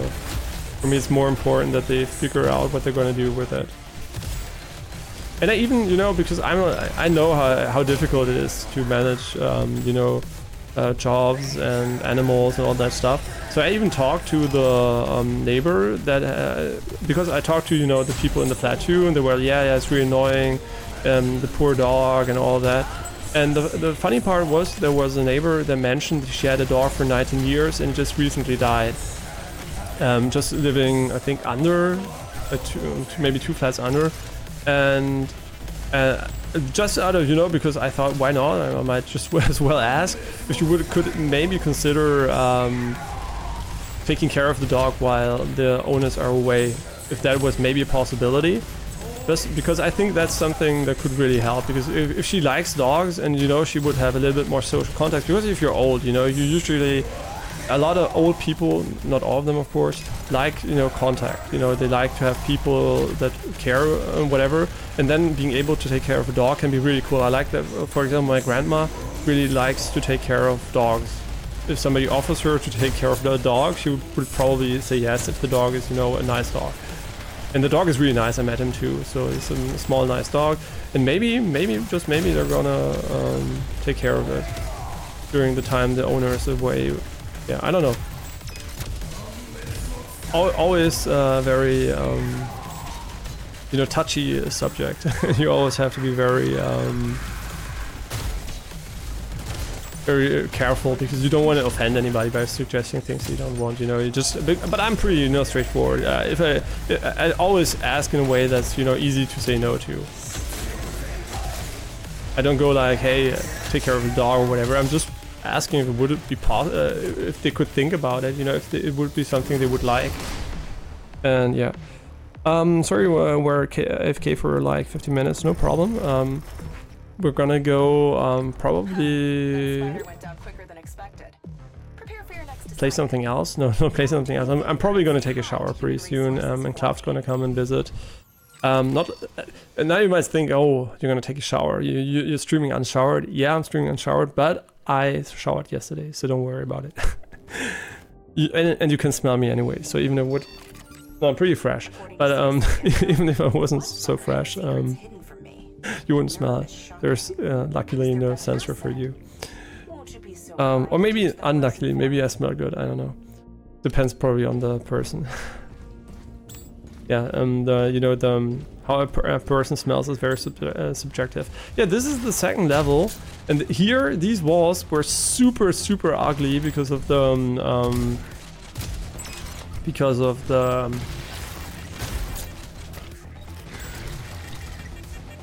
wait, I'm just trying to find the word. Film grain. Yeah, the film grain was so ugly in this level, and you couldn't turn it off back then. Yeah. And thank God they implemented it, because I think it looks so much cleaner now. And you don't need film grain. I mean, film grain is like, yeah, it helps a little bit, but you don't really need it. So who gives a shit? Well, I can smell you through the screen, so all good. Yeah, that's what I meant. I mean, even if I would smell like, I mean, for example, Asmongold. I mean, he says it. I don't know. He doesn't shower a lot, so probably he's pretty smelly. I mean, I would expect Asmongold to be smelly, at least when he's alone at home. And yeah, so good thing maybe we can smell him. for most people, I guess. Okay. Cooldowns by 0.5 seconds. Heavy enemies. Wait, that's insane. What? 25% more damage? Yo, that's really cool.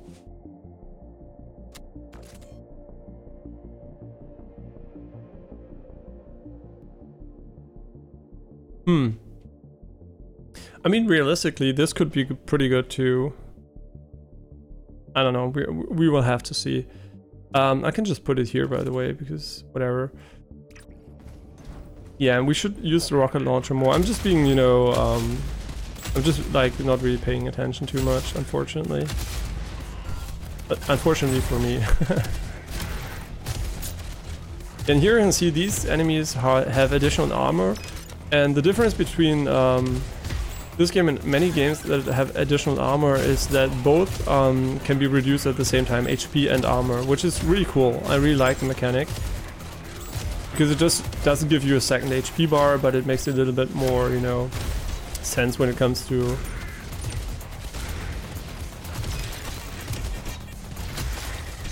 Oh, I'm dead. Never mind, I'm not dead. It felt like I was going to die pretty soon.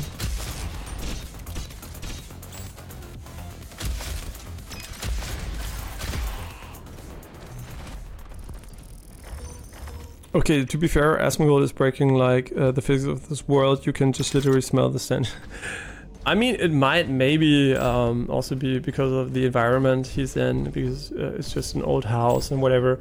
And I feel kind of bad about that, to be honest, because I think Asmongold is probably one of the richest, among the richest people on Earth. I mean, not you know, when it comes to percentage-wise, not really number-wise. There are a lot of people which are way richer than Asmongold, but I think he fails to use the money for his own good, you know. I know he likes a lot of stuff out of nostalgia, you know, a lot of food and whatever. That's great. You shouldn't give that up anyway, but he should definitely use the money to increase, you know, the quality of his life, you know. He mostly invests into stuff which is good for his stream, but not really for himself. And on the one way you could see it as, yeah, it's great, he's being modest, whatever, but I don't think you have to be modest. I think if you have the means, you know, to make your life better, and what do I mean by that? For example, you could every 7 days or whatever, you could have somebody cook for him or whatever, you know, or somebody come by and clean his house, or maybe just, you know, have a little bit more comfort when taking a shower, you know, all the stuff you don't really... You know, that just makes your life a little bit better. You don't have to live like a poor person your entire life just because it's what you're used to, you know? And you might say, yeah, but if it makes him happy, whatever, I'm pretty sure it would also make him happy to have additionally, not only new stuff, but some new stuff. He doesn't need to move places or whatever, but just, you know, for convenience, pay to save time, pay, you know, for a little bit quality of life. You know, you don't have to live like a degenerate for no reason, you know? I mean, X2C, for example, is also the type of person that usually would live like a degenerate, but he, for whatever reason, is able to spend his money for his own good, like most people would. And I think it is a flaw in Asmongold's mentality, because he just grew up the way he grew up, and I think he could, you know, do a lot more good for himself with the money he has. And it wouldn't, I think, devalue any of his opinions or whatever, because he's not one of us anymore, whatever. At least brush your teeth and hair, I don't know. Should invest in your bar of soap. Yeah, I mean, you know, the thing is... Wait, who's he? Who's Chuck? I don't know, the maker. Okay. I don't think, you know, it is... I think it is Asmongold's personality, you know. He is the person who likes to live like that. Everything Asmongold does or did in his past was basically a way to be as lazy and, you know, efficient as possible, and, you know, he just grew up under in a different world. I think if you didn't grow up like Asmongold, it's very difficult to understand why he would do that, why he would not use the money, you know, to better his life. And it is, from the outside, it's kind of sad to see, but as long as he's happy, you know, that's the most important part.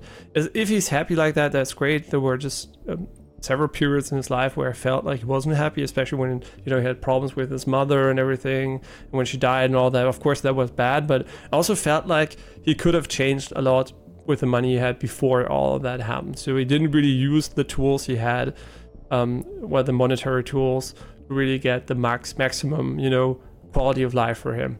And I really would hope for him that one day he kind of manages to notice that spending money on stuff that is just objectively better for your life you know, is not a bad thing. It's not like you're losing out on nostalgia or whatever. You're just, you know, admitting that the present is the present, and you don't have to live like you live your entire life. Even if you like the style, you can even be more lazy. You know, he's always talking about how efficient and how, you know, efficient stuff he does is, but often I think like he does something efficient which is mentally efficient. You know, it's something where you think it is the best way to do it because you don't have to do a lot, but there are a lot of more efficient ways to do it by just spending money in that way.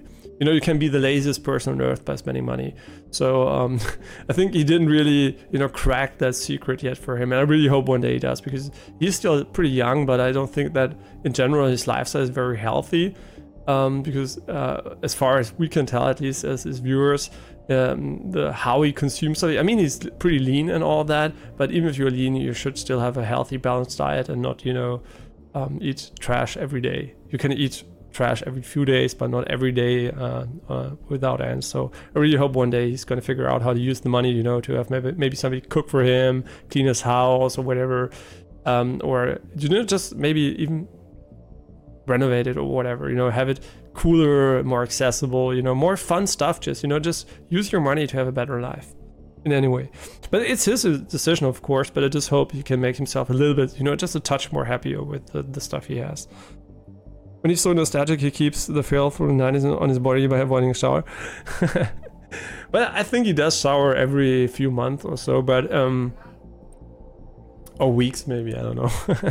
Every now and then I would expect, for example, that he will shower when he has, you know, OTK stuff with other people, because I think he's respectful enough to other person, because he's very intelligent. The main reason why Asmongold is you know, very popular is because he's a very based, intelligent human being. I think that is the most differentiating factor he has, for example, compared to XQC. XQC is more like, you know, he's a nice guy and all, but he's not really super smart. He has a lot of dumb takes, and, you know, he's more like funny, entertaining. I think Asmongold, a lot of people just like, you know, his based thoughts on things and whatever. So, yeah.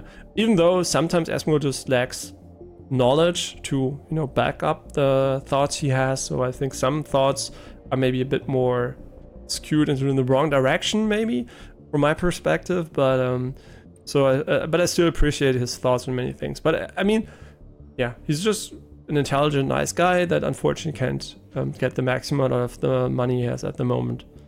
I hope at least that he uses his money for his friends and, you know, people he likes, because even if he doesn't like it, you know, I think a lot of people who were with him for all these years would appreciate maybe things he doesn't appreciate. So I hope at least he's like able to spend for other people, because he likes already. But I mean, not new friends, you know, don't buy friends or whatever, but I mean, you know, the people who have been around when you were poor and all that, buy them a house or whatever, you know, if you don't want it for yourself, because I'm pretty sure some of them will want that.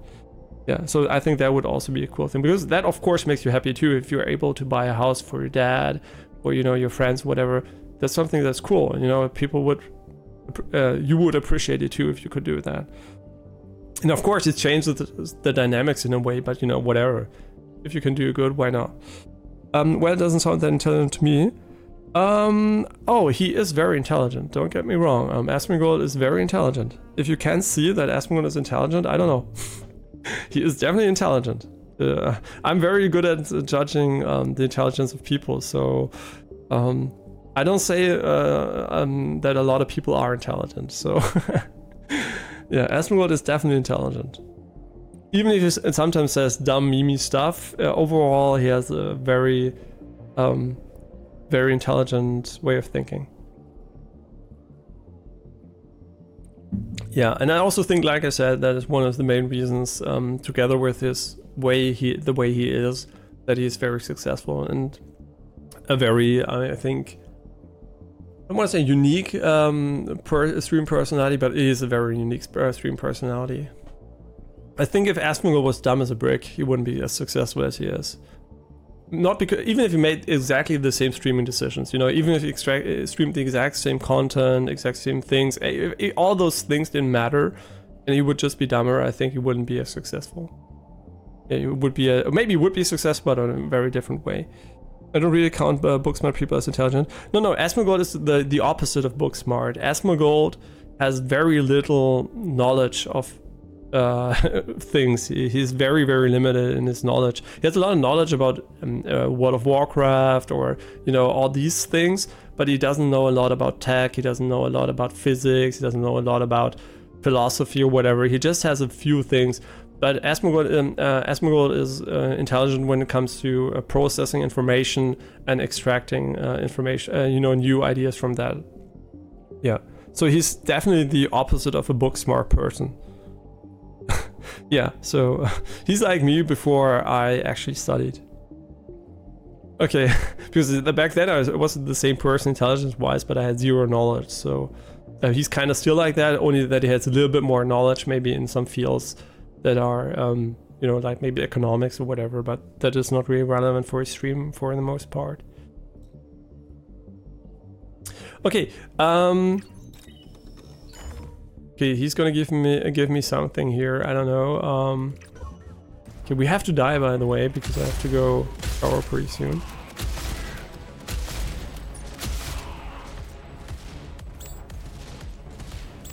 I mean, you know, being intelligent, by the way, doesn't mean you're good at games, because Asmongold obviously is pretty bad at some games because he mostly doesn't really care too much about the mechanics or whatever, and obviously not everybody's great at every game.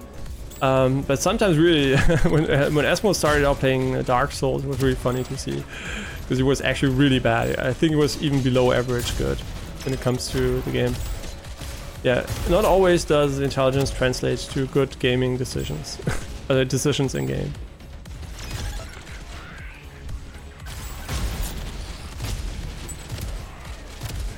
But I think by now he's pretty okay at Souls games, because it's an acquired skill. Gaming, you know, that's why I say intelligence doesn't translate to being good at games, because like check or whatever, chess, not check, like chess, you know, it's an acquired skill, and there's a big difference between a skill and something that's purely intelligence based. You can be good at something that really seems smart, even though it's not really smart. It's just knowledge you use to get through it. So, yeah. I love this Canadian stream so far. I'm really happy you like it. It's really not going to be long anymore, unfortunately. I really have to hurry up a bit. Flashbang. Wait, what did it say? Shield break, refill ammo. No, it's not that great. I don't know. Is it better than this one? I mean, it doesn't have a passive, so... I don't know if EMP flashbang is good or not. Wait, maybe this one's better like that, and we just put this one here and this one there. Yeah, but I think it is pretty hard. I think it's pretty easy for me to judge people, you know, when it comes to intelligence, just because it's, I don't know, it's a skill I always had. It was always super easy for me to do, and so when I say Asmongold is intelligent, it's really something I don't say like, you know, out of my ass or whatever. It's really from watching him and listening to him for a long time. For example, now this is gonna sound rude. I hope I never end up on his podcast.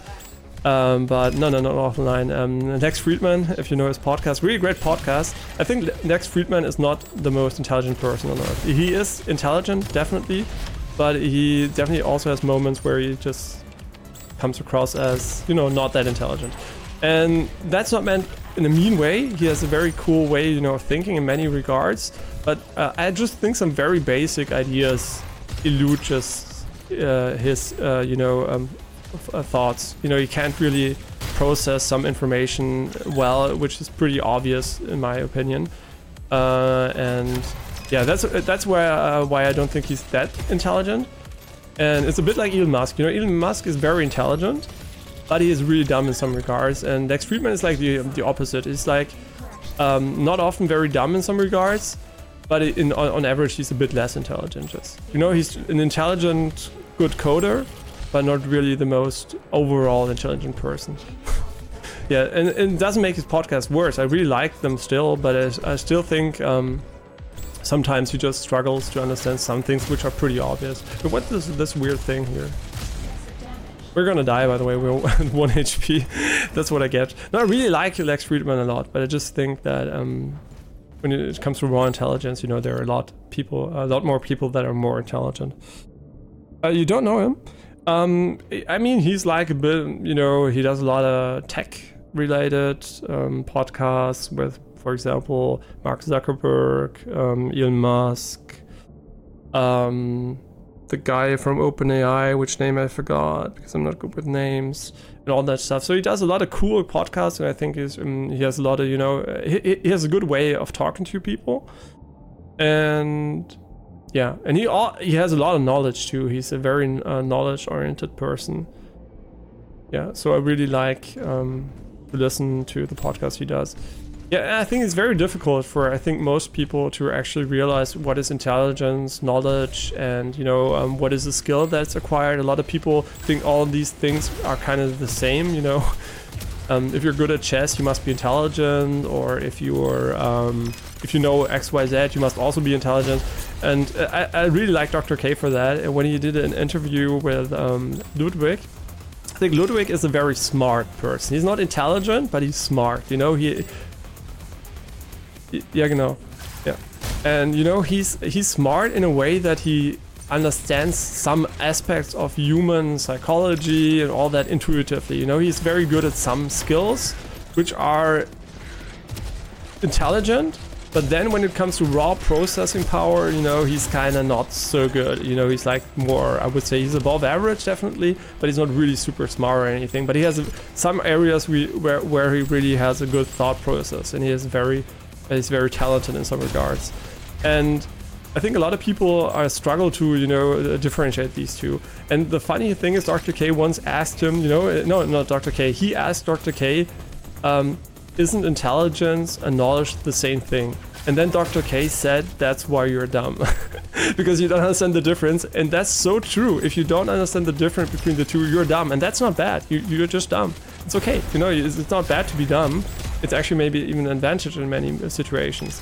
But it's still, if you can't differentiate these two things, just in principle, not even, you know, in actual practice, it's definitely a sign of being dumb, because it's such a simple concept. If you know, you know what you're talking about. It was so funny he said it. Of course, he said it a bit in a cheeky way and all, but it was true, you know, and true nonetheless. And I think that's fair to say, you know, if you can't tell the difference for such simple things,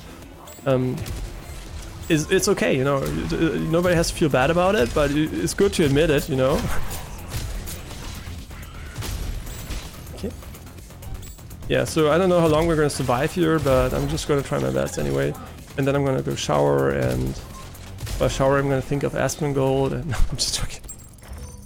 Yeah, but I really like that, you know. It's okay, you know. The best thing for one is to know, you know, how you are, you know, to be realistic about, have realistic expectations about yourself, because you're not going to be disappointed in yourself. You know, if you expect too much from yourself, you're just going to end up disappointed anyway. You know, you're never going to live up to expectations which are unreasonable.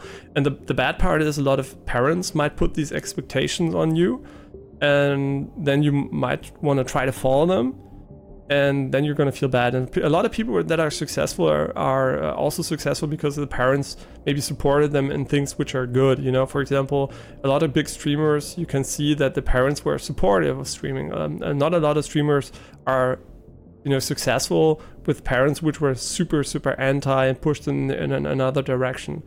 So a lot of, yeah, it's something you see in common. A lot of supportive parents lead to, you know, kids supportive in the right way, not like just push anything, just push the thing the kid really likes to do, you know, and that works for the kid, you know. Try to figure out what is, you know, what is good for the kid. And yeah, it's nice to see, you know, that it works out for a lot of people. And of course, it's sad to see when somebody ends up, you know, really unhappy because he just did what the parents expected. The way he could make a sponsorship from Dove, promote soap, and create a civil war within his fan base. Yeah, he could definitely try something like that. You know, it would be a fun stream. I mean, he did a showering stream once as a, I don't know, donation goal or whatever. That's also pretty good. I think I want to have this over here, and this one here, and this one. This one's also really bad. I don't know, I'm just gonna do it like that. Yeah, so what we have to do now is play smart, keep the armor up, and not die, I guess.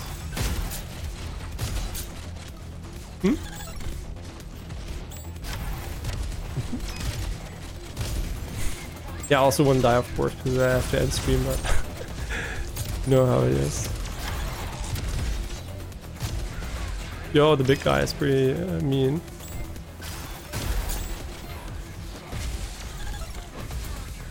Yeah, I'm pretty worried about the guy behind us.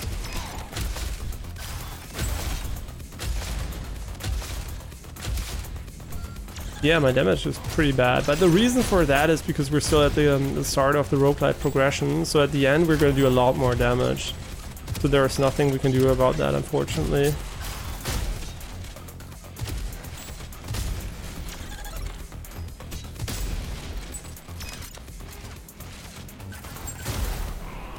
Yeah, it's really fun to see, you know, how different people are. For example, Linus Tech Tips, the Linus from Linus Tech Tips, he's really smart. He's a really smart guy. You know, he doesn't say a lot of stupid, dumb stuff, you know. And I really just value when people say a lot of good stuff. Of course, he's, you know, on camera, it's pre-recorded, whatever. I don't know what he says when he talks freely because I don't watch the, you know, his podcast too often. But it still feels like, you know, he's a very, very smart and nice guy. Well, nice, you know, nice to the people in public space. I have no idea. I think he also treats his family really good, but, you know.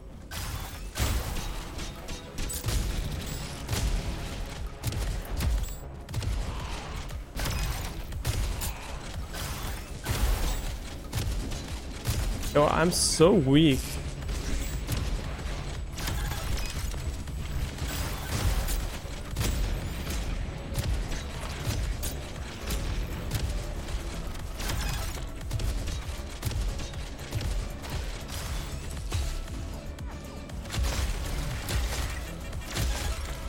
Yeah, right. I know why we just lost all the armors, because we actually yeah, I think we hit ourselves with the rockets, so unfortunate. Linus is smart because he's Canadian. Yeah, I mean, if you want to attribute... For example, a good idea, a good example for somebody that's pretty more like book smart is Northern. He's also above average intelligence, of course. He's not dumb. But sometimes he really, really is dumb. You know, there are moments where you just think like, holy shit, how on earth can't you solve this simple problem? And yeah, it happens quite recently. But Northern, for example, is the type of person that uses his intelligence in a good way. You know, you can be not super smart, but still be admittant of things you don't know. You know, just, you know, you can say dumb shit, but still be able to say, okay, that was pretty dumb what I just said, you know, if somebody calls you out. And I think the most stupid people are people that are called out for being stupid, obviously stupid, and still don't realize they're being dumb. You know, just not being able to reflect on why something you said is stupid is like the point where I think that I would differentiate between somebody that I think is intelligent and somebody that I think is not so intelligent. Because I think, yes, there are certain topics where you can be biased and you will never admit you're wrong, and that's normal. That's, everybody has those. But I think if it happens a lot, you know, if you there's often a situation where you're completely wrong and everybody tells you you're wrong and you're obviously wrong and you still say, no, I'm right. And it's something completely meaningless where you don't have any bias or whatever. And if that happens every few moments, you're obviously pretty stupid, but you won't notice it because you don't think about that. And I think that is a big problem, that a lot of stupid people don't realize how dumb they are and think they're smarter than they are, and then you get a lot of dumb discussions and a lot of dumb decisions are made or whatever. Yeah. I see you're a strong Canadian representation here. But you're in Germany at the moment, so think about the German flag too. No, yeah, there was a topic I just briefly wanted to mention. I'm not very versed in the news, but I just saw them about the Quran burnings, and yeah, I think I just wanted to remind you that we are still there's still a war going on, and that if there is a country that wants to join the NATO and maybe there is something going on within the country, it might also be staged by, you know, Russian influence. Maybe. I'm not saying that's the case, and I'm not saying that there is not a problem with Islamization of societies. You know, it is a fair argument to have too. So I think it is a very difficult topic, but I still think we should remember that there might be an incentive for people to just, you know, for countries to be put in a bad light to aid the purposes of Russia's interests, and vice versa, of course, also from U.S. American interests and whatever. Both sides are there, so always keep an open mind and try to at least not be too heavily biased when you read news, which might personally offend you because you are Islamic and suddenly it seems like Sweden is completely anti-Islamic. I can assure you the government is not, because the government is not anti-Islamic. I'm pretty sure about that. Some people certainly are in the government, but don't mistake a few individuals' actions or, you know, a general disapproval of your culture, whatever.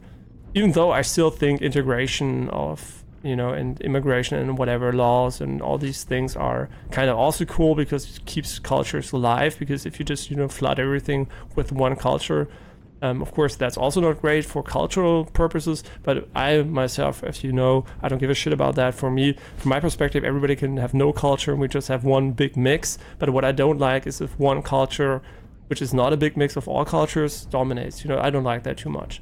I like when it's either, you know, a normal ratio or everybody just is mixed, you know. And obviously, I don't give a shit about cultures too much, so I like mixed. But I would prefer that every culture is, you know, contained. I wouldn't like if the entire world would be Islamic or, I don't know, whatever culture you would put, Japanese or whatever. I like the Japanese culture, but I wouldn't wish the entire world to adopt to the Japanese culture. So because I really like the cultural diversity, and I don't think that one individual culture has, like, you know, the supreme answer to all our problems. I think the Japanese culture is cool and everything, but it also has issues. Same for Islamic culture, same for whatever culture. So yeah, I dislike all religion equally.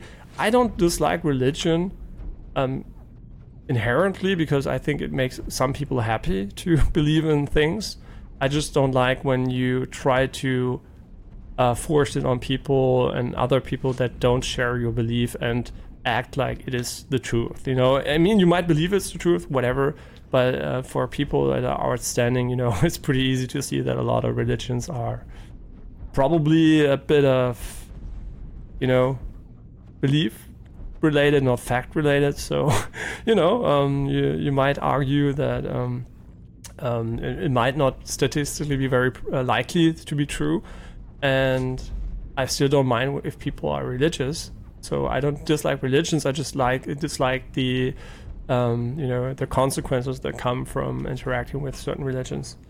You know, like the Crusades, for example, the Christian Crusade. We always look at, you know, current Islamic stuff often when it comes to negative religious bias because of, you know, all the World Trade Center stuff and all the war stuff and stuff like that. We always think about those first. But of course, we Christians, like, we are one of the worst, historically worst religions to ever have existed. Like, no doubt about that. We killed and crusaded so many times, and I think that the Christianity is definitely not a good religion when it comes to his past. But at the current state, I would argue that some parts of it are a bit more modern, but still, I think that it should be completely out of the picture when it comes to politics and you know, religion. That should be there should be definitely a wall between that. The one is like, you know, the fiction you choose. The other one is the one we need to you know, regulate stuff. And having parties also in Germany correlated to their religion is like completely fucking stupid. So yeah, I just don't like that. Yeah, like CDU or whatever. Go suck my nuts with that name, you know. Even if they have my interest at heart, their name is so fucking dumb that I just, you know, it's just, I can't. Okay, so that was just the ending, but overall, amazing game. I have to end stream now, unfortunately. Wholeheartedly recommend it. It's really fun to play. I have no idea I'm going to play it 100 hours or not, but I'm certainly going to play it a few hours. And yeah, so thank you as always for watching. We're going to see each other probably, I'd probably say on Monday. Maybe tomorrow, but probably Monday.